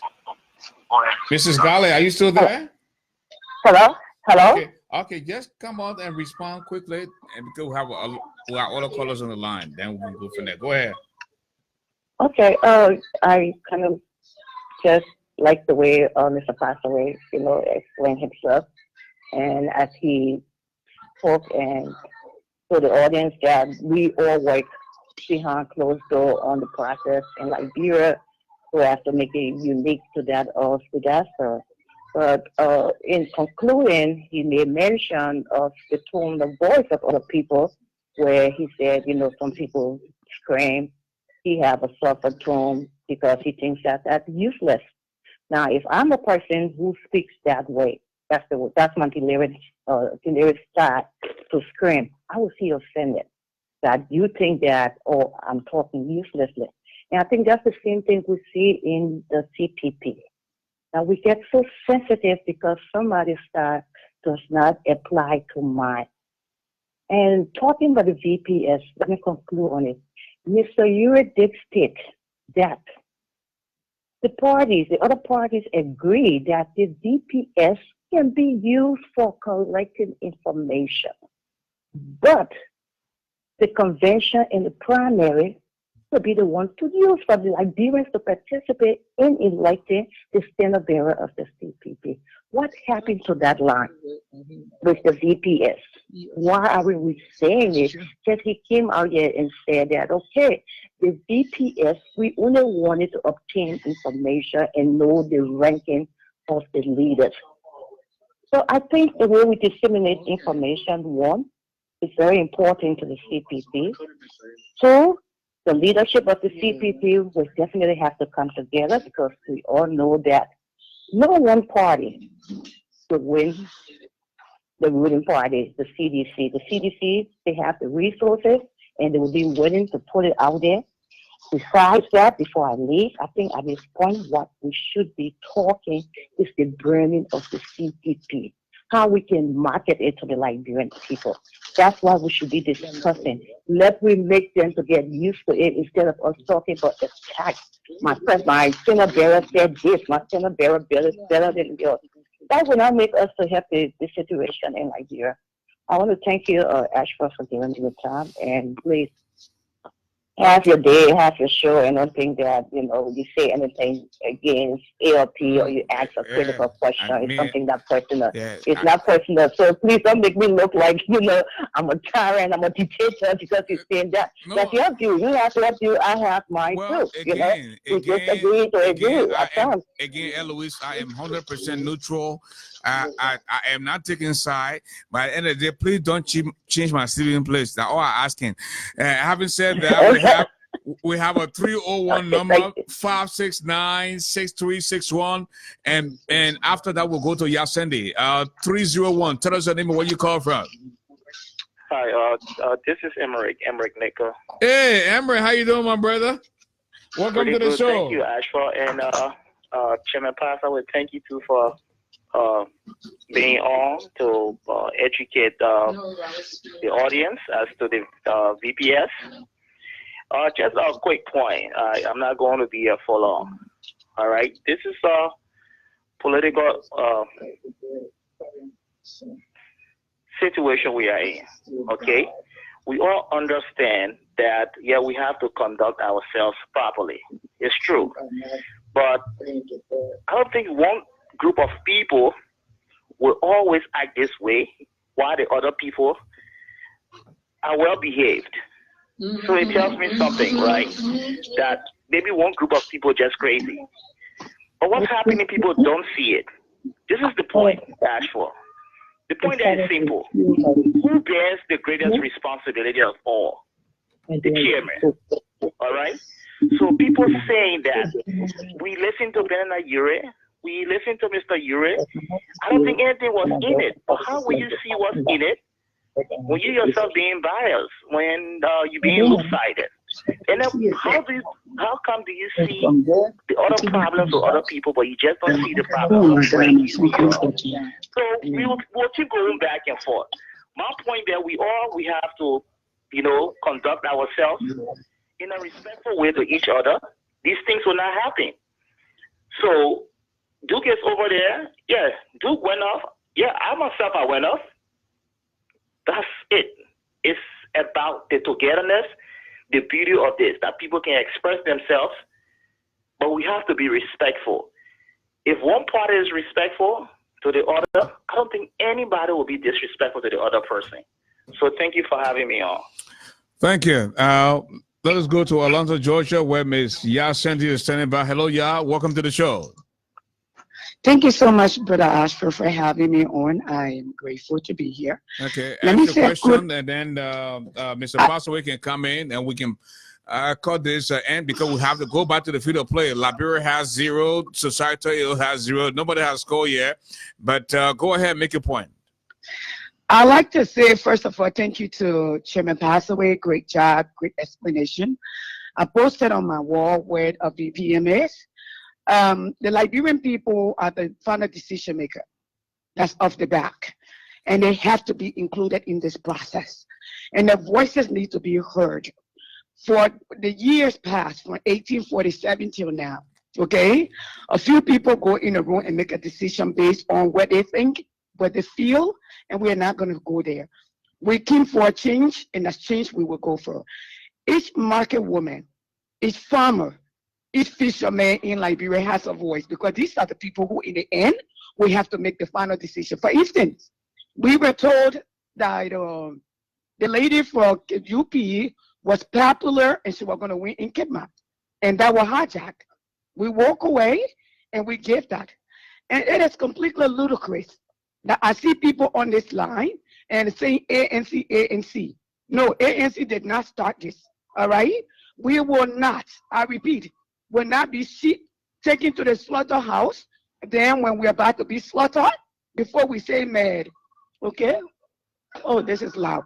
So saying that to all of us, and we must listen to what the Liberian people have to say.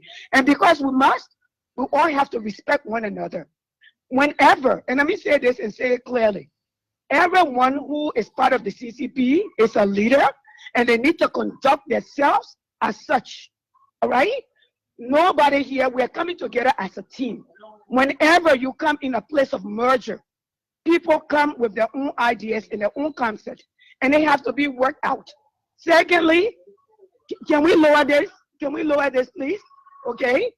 You don't expect somebody to come when you're doing a merger and just come and say yes, yes to everybody, especially 2 months ago, like my chairman just said. One of the leaders came out and said, oh, Mr. Cummings is just coming. Who is he? He disappeared and show up, and then he wants to be president. No, even me, I don't go to a competition, okay, telling people I come to play second or third place. You bring your best, your A game. If you win, okay. If you don't, in the end, the Liberian people are the people that we're fighting for. And if this is the case, then let's respect them, respect their wishes. The only thing that ANC is saying here, primary is fine. The convention is fine. ANC simply say we've done those two things for 173 years. Let's add another layer to it and hear the people out. Because we did not do that in the past election. We did not do that in District 13. We did not do that in Kepma. So if we had done that in Kepma, maybe we're getting an inkling as to how we could forge forward. That's all they're asking. Why is that a problem? Thank you. Why is that a problem? for ANC to ask for an extra layer. The world is changing. Everything is evolving. Nothing is static. How can we sit there and say what we did yesterday that didn't work for us? We should do it again just to see if we anticipate a change. So let me say to all of you Liberian people who know me to be advocating, okay? My quest has always been about the Liberian people, and it will be about the Liberian people. Nobody will come here and bully anybody, because let me tell you something, in the art of a bully, when you are civil, they call you weak. If you remember a few months back when ANC were quiet, your Liberian people were calling ANC weak. No, we are not. We try to be respectful because that's the way our leader is. He's a quiet person. He likes action. He likes productivity. He bases his result on what he produced. But at the same time, you will not come and bully. Nobody will do that. I respect Mr. Yue. But he was director yesterday. You speak up. I see my brothers and sisters and who we advocate together here and on ANC. Let's see. No, we're not going to. When you're in a process of a decision process or working process, you don't leave the boardroom and come yelling out. You finalize the process, no matter what the orders are. You finalize it, then you come out, then you speak to the nation, because the nation is waiting, looking up to us to give them hope. Thank you. We can't come and split that all over the place, and you expect people not to act. Thank you. That's like when people keep calling my political leader names. Yes, he is. Listen, I ran campaign for everybody. All of us were part of the process. Let us give Chairman Passaway a chance to respond. Thank you so much, yeah. Thank you. Thank you. Okay. No. All right. Bye. All right. Thank you. Mr. Wilfred Passaway, you're live now. You can say something, and then we can move forward. Go ahead. No, thank you. Yeah, thank you, Ashford, and of course, Eloise. I think I love the exchanges. You know, it's very professional, respectful. You know, even when we can disagree, you know, to send our messages across. That's a good thing. Yeah. You know? In everybody's view, everybody's position, I think there's a common thread that we are come together for a purpose. Let's stay focused on that and go forward and get away from the personal attack and the premature prognostication. So I think that's a good thing. However they have said it, I think everyone is saying the same thing. We are talking about improving and strengthening the relationship, and let's do it through the leadership, and I can assure you we will continue to do that. Mr. Cummings has been very clear, and we will continue to pass the word out to our leaders and make sure that they'll see the examples he's setting and we are setting, so that we get a stronger and more productive outcome from the CPP. So thanks to everybody who had chimed in that respect. Okay. Well, we are going to conclude now, because we're going to have to come back to the football field to see who's going to win tonight. But in the meantime, we're going to take a few words from our sponsors. Yeah.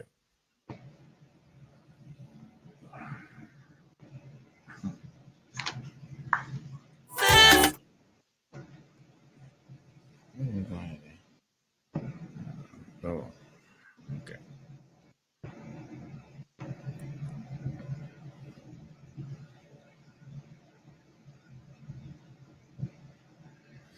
Okay, let me go back to information highway, where Mrs. Letty Brooks Roberts, you know, Letty Brooks Roberts is in fact one of the hardworking people here at British Radio, Africa.com. And Mrs. Brooks Roberts, what do you have in store for us?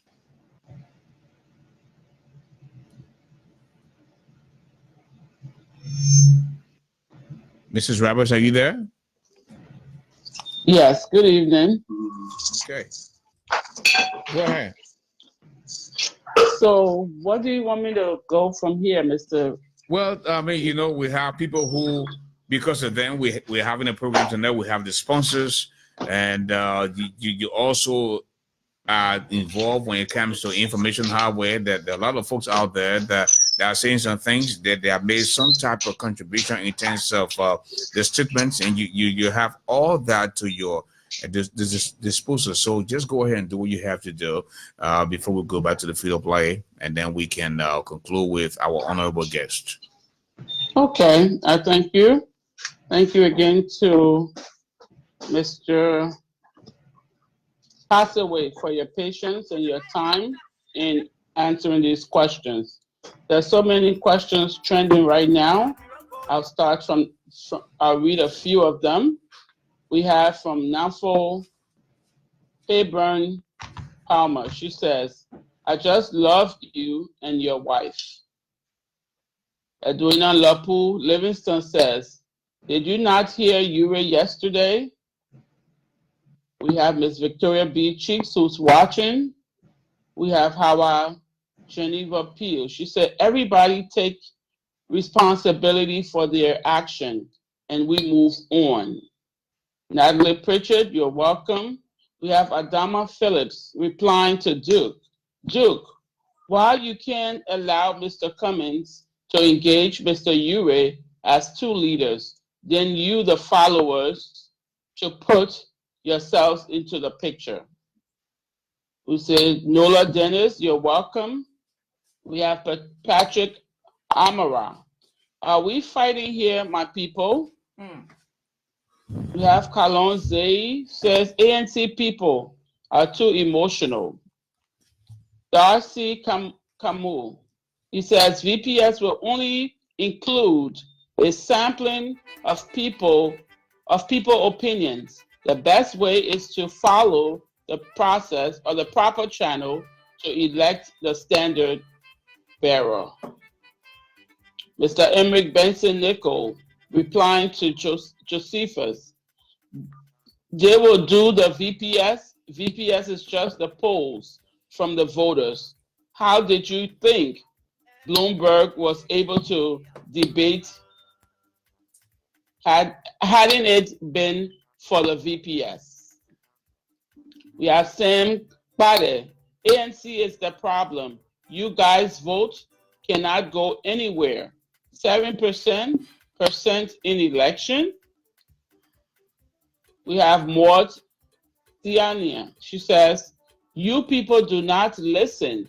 There will be a primary along with VPS and consensus. We have Josephus Schatz Thomas replying to Martin Clark. 2023, we are going to lose to George Weah big time if we don't come together and put aside being emotional. Okay. Testimony Ebony Dugga. She says, I don't know how will they get there with these emotional feelings. I know. Well, thank you, Mrs. Ravage. And at this time, we want to bring back on our special guest tonight. We want to say a big thanks to him for taking off time off the business schedule just to honor our invitation. And Mr. Wilfred Passaway, your final comment just before you leave tonight. Mr. Passaway, the microphone is all yours. Thank you, Ashford, and thank you, Mr. Bravo. It's a pleasure to always sit and listen to my countrymen and women and share their views, and give me an opportunity to also share our points of view and our update on what we're doing. I don't know if I think everybody wants the same thing. Maybe we're approaching it differently. I think in the end, I'm hopeful that the leaders will recognize the working together is our answer. I know for sure they have been trying to do that all along, and that's how we got this far. And it would just remain something that they have to continue to stress and press on. It will be difficult in many respects because the nature of what we're trying to do is not simple, but it can be done. I think they're aware of that.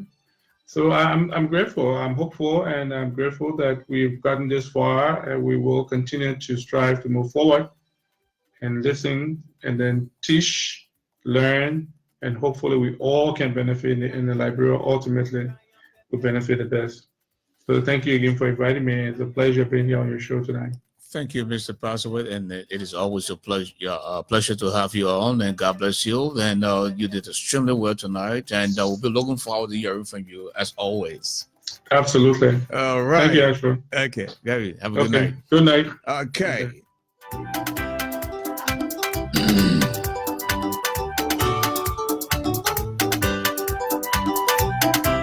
We're back to the field of play tonight. First, I'm telling you, we're into injury stopping town now.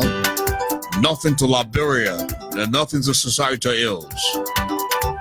0 to Liberia, 0 to societal ills. The ball comes back now. Back to the field of play. The ball comes to economic sabotage. Economic sabotage to rhetorics, aka rhetoric. Rhetoric looks around to criminal conspiracy and misapplication of entrusted funds. Oh man. See what Tabella tonight, I'm telling you. The ball comes to ghost employees. Ghost employee looks around to theft of property. Then the ball comes back to jolly. Oh, we were bought until we sell this country. Liberia for sale. You want to buy Liberia? How much can you afford? Come and buy Liberia. Then the ball comes back to selected justice. Selected justice looks around what he making. No, he doesn't. The ball comes back to D-hole cover hole. D-hole cover hole to executive torture. Executive torture to internal bleeding. The internal bleeding, big swollen, puts it the ball comes to gasoline map up exercise. Gasoline map up exercise looks around to oh man, crooked papier. Crooked papier looks around to D-hole cover hole. Then the ball comes back to borrowing initiative. He making, no, he doesn't. The ball comes back to, oh man, that was a feeble one.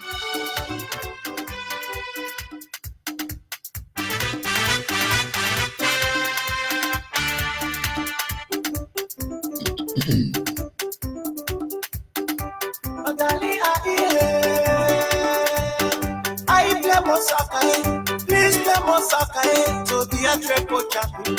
I play Mosaka. Please play Mosaka to be a triple champion. I play Mosaka. Back to the field of play. The ball comes back to executive torture. Executive torture double shovels his beast. So when put the ball comes to him on sacrifice. Him on sacrifice to internal bleeding. Internal bleeding to abuse of power. The abuse of power to human rights abuse. Then the ball comes back to witch hunt. Wisham looks around, he beats woman. Then the ball comes back to provisional lifting. How can you provisionally lift when you didn't spend a dime to pour gas in a place like LPRC? Because George Weah instructed you to go take the people gas. You go and take the gas at the end of the day. You can't pay the gas. You can't pay the people back for the gasoline, so they are unable to bring in new gasoline. Today, Liberia is operating on week to week. They will bring gasoline in the country for 1 week, and following another week, we'll go out of gasoline again. This is not fair for Liberia, and this is just not fair for the people of Liberia. If Liberia should move forward, we have got to position ourselves in a place where things can look better for our country and for the people that live in the country. The ball comes to payment Weah. Payment Weah to corruption. Corruption beats woman to Weti Blackha. Weti Blackha to Koshiako. Koshiako to Bwesuruku. Bwesuruku to our place 6'5", and I gave you 6, aka Lulu. Then the ball comes to gas shortage onto rat scarcity. And you paying $4,000 Liberian dollars for rest in Liberia. When this president opened his mouth and said, "Oh, he did more in 2 years than any president in the history of Liberia." Are you mad? Something wrong with you? You know that in the late 70s and 80s, we were exporting rice to other countries, including America. We have factories all over the place. Chicken tube factory, battery factory,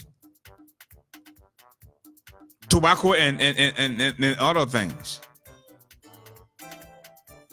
You come to power because of your limitation and you feel like you're doing something. This country does not belong to you. This country belongs to every Liberian. And until you can realize that you are a joker And I will say this again. I have no respect for you, George Weah, because of your criminality. You came to power stealing.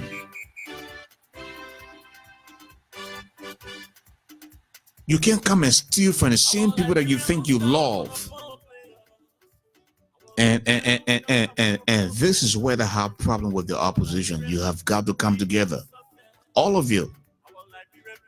I have nothing against all of you, but come together and put your country first for us to move forward.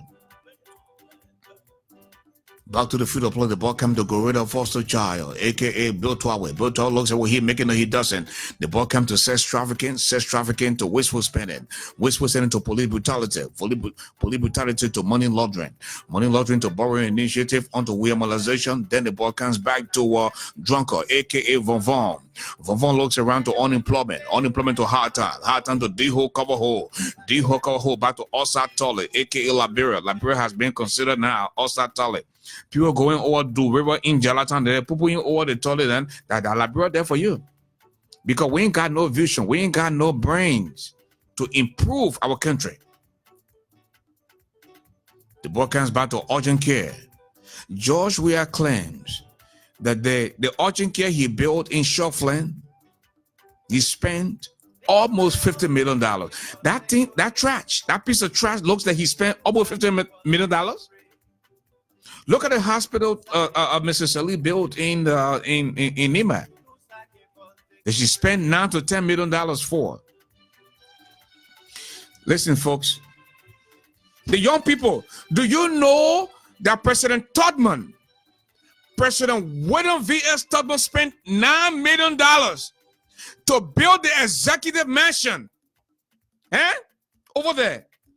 Compare the executive mansion to that piece of trash that George Weah built in Shuffling that he calls the 14th Military Hospital, the urgent care.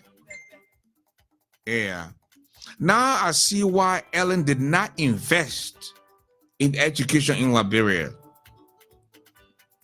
Now I see why people refuse to invest in education in Liberia, because they don't want your eyes to be open. And now when you come abroad, when you go to Australia, you go to Norway, you go to London and other parts of the world, you come to the United States and go to Liberia, they see you as enemy because your eyes are open now. Your eyes are open now and you know right from wrong. This is what we have to deal with. And I'm telling you, all the money George Weah stole, the 15 billion, the 25 million that was intended for the map of exercise, our gullible brothers and sisters will forget about them. When our so-called full lane that they plan to bring down from RIA to ELW Junction, all the men doing well, they may not build a country. But I will never forgive George Weah, because George Weah disappointed me the first time when he became president. He broke down his home on 9th Street. He built the Baptist Seminary, where he got the fucking clone church. The fucking clone church, you can't let fuck. That church he built, you can't let fuck. You can't let do this. I will never forgive this man. This man is a criminal. This man is a blackmailer. This man is a racketeer. This man does not mean well for Liberia. George Weah, I have no respect for you because of what you did to my country. Nothing against you personally, but you do not mean well for the country. You think the Liberian people are stupid. This is what we get in return. Because you go to Baptist Seminary and say, you can't let fuck. You can't to fuck a clone. You can't to fuck a clone. And you think the Liberian people are stupid. You can barely express yourself. You can't speak to the people in Liberia. In the midst of crisis, you can't say anything. Huh? And you call yourself a president. Back to the field of play, the ball comes to sex trafficking. Sex trafficking to wasteful spending. Wasteful spending to police brutality onto money laundering. Money laundering to borrowing initiative onto Nurse Prosequi, aka Nurse Prosequa. Nurse Prosequa to drunker, aka Vovon. Vovon to unemployment. Unemployment to hard time. Hard time to outside toilet. Outside toilet to urgent care, aka 14 Monetary Hospital. George Ray. Then the ball comes back to pay as you go. Liberia has been reduced to pay as you go. Come on now. Who does that in this day and age? We have lost our oil dry protection privileges because you decided to steal from the World Bank, the Donors Fund. You stole from the Social Security account, including the Central Bank, and of course, our reserve in New York. And they're good for nothing. Liberian people think that George Weah is doing well. Shame on you, George Weah.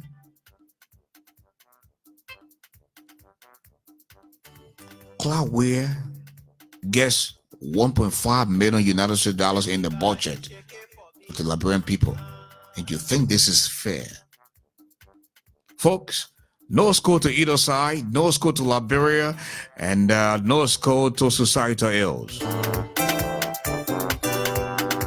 Back to the field of play, the ball came to money laundering. Money laundering to borrow initiative onto Weabola. Weabola looks around, he make it, no, he doesn't make it. The ball comes to drunker, aka Vovon. Vovon looks around to D-Ho cover hole.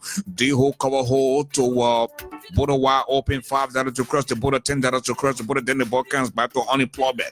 Unemployment to hard time. Hard time, please pay my way. Back to unemployment to hard time. Hard time is moving deep in out of the field. Then the ball comes back to drunker, aka Vovon. Vovon looks around to another Prosequa. Another Prosequa to unemployment onto hard time. Hard time is moving. He beats woman. Beats the second. He shoot. This could be trouble, ladies and gentlemen. Goal number 1. Ball coming from the leg for Vovon, aka drunker, to unemployment, then to hard time. Hard time kicks. Goal number 1 for societal ills. We choose success. Our Liberian people, we choose success. Goal number 1 to societal ills. Goal coming from the leg of hard time through an assist. For unemployment, you can't employ your people in the country. People ain't got food to eat. Back in the day, battery factory, chicken soup factory, they have matches, everything going on. They have factories all over the place. People were independent.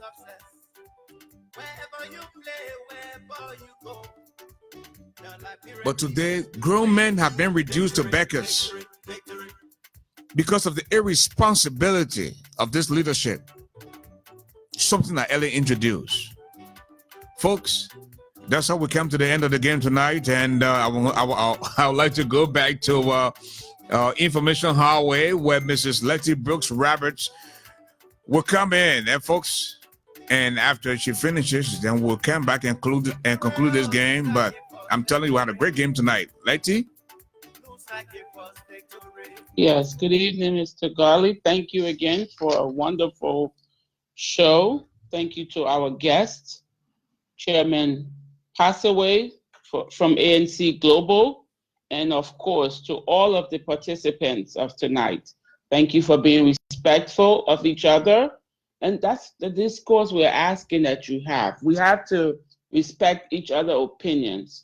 But before I close, I want to say thank you to all of the sponsors and all those vendors that came to the field of play. But due to this interview, this all-important interview, we couldn't point out or talk about your goodies you brought to the field.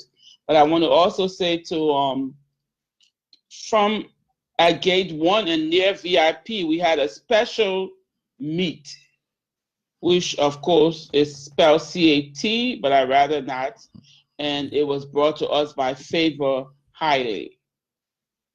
We also had we had Liberian Hard Time biscuits at gate 2. We also had Kool-Aid and bread and eggs.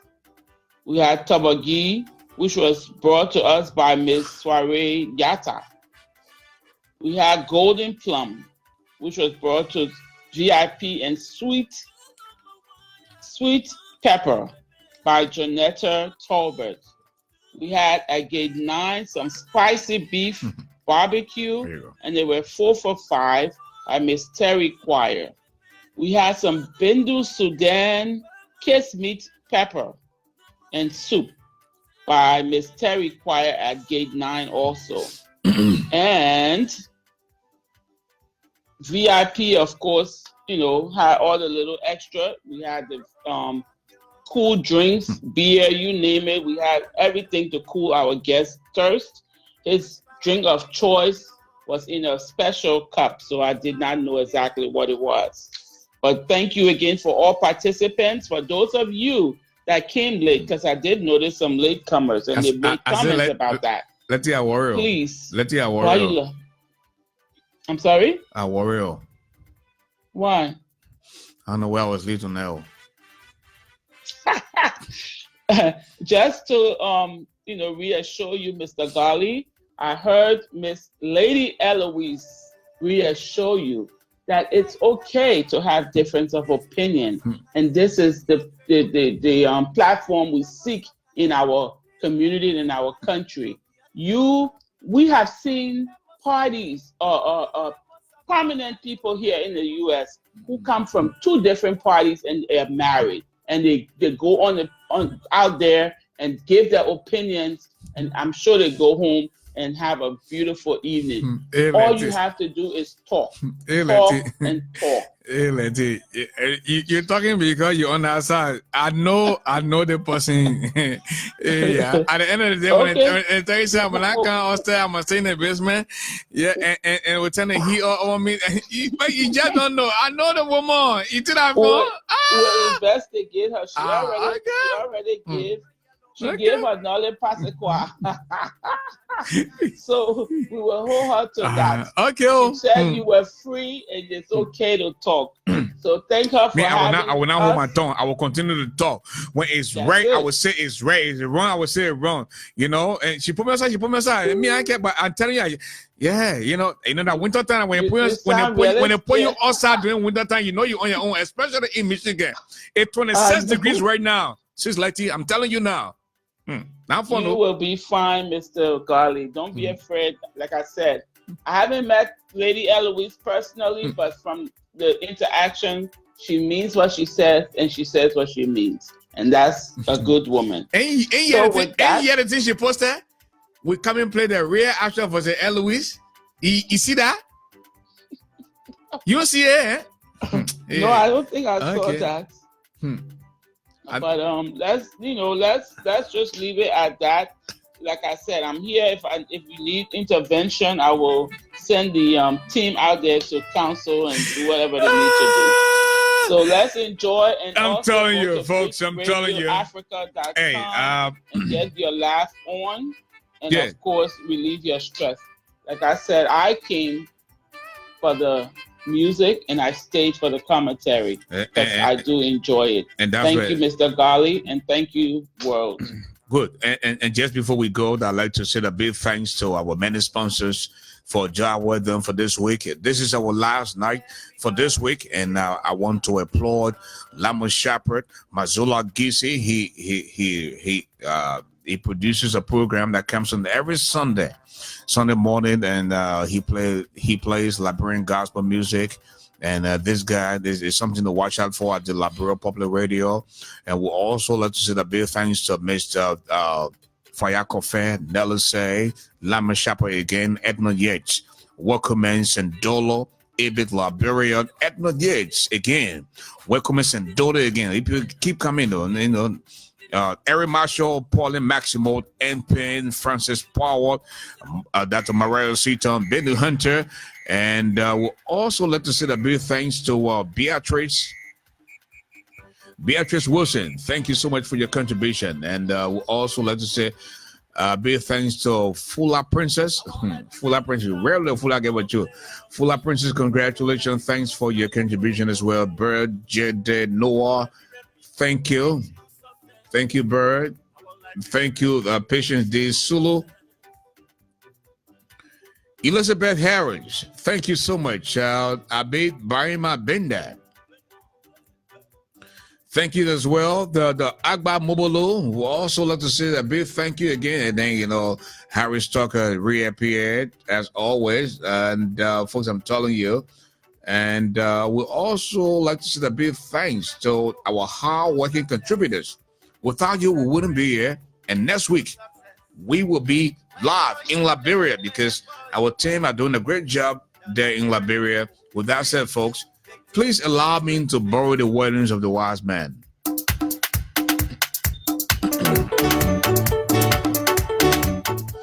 Tough times don't last. Tough people do. The heart of a man is never known until he rises, and there's no second chance to make that first impression. Don't see okra and swallow bone because you can't hide your nakedness with bathing bucket.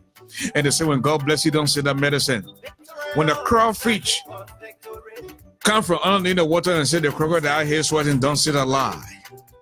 This has been yours truly, the brother who doesn't eat iron, but he's definitely stronger than a lion. This is Ashford the giant. That now you know me. Dania pass away. Garley, have a good night. Kaya pepe, kaya pepe, kaya pepe, kaya pepe, kaya pepe, kaya pepe, kaya pepe, kaya pepe.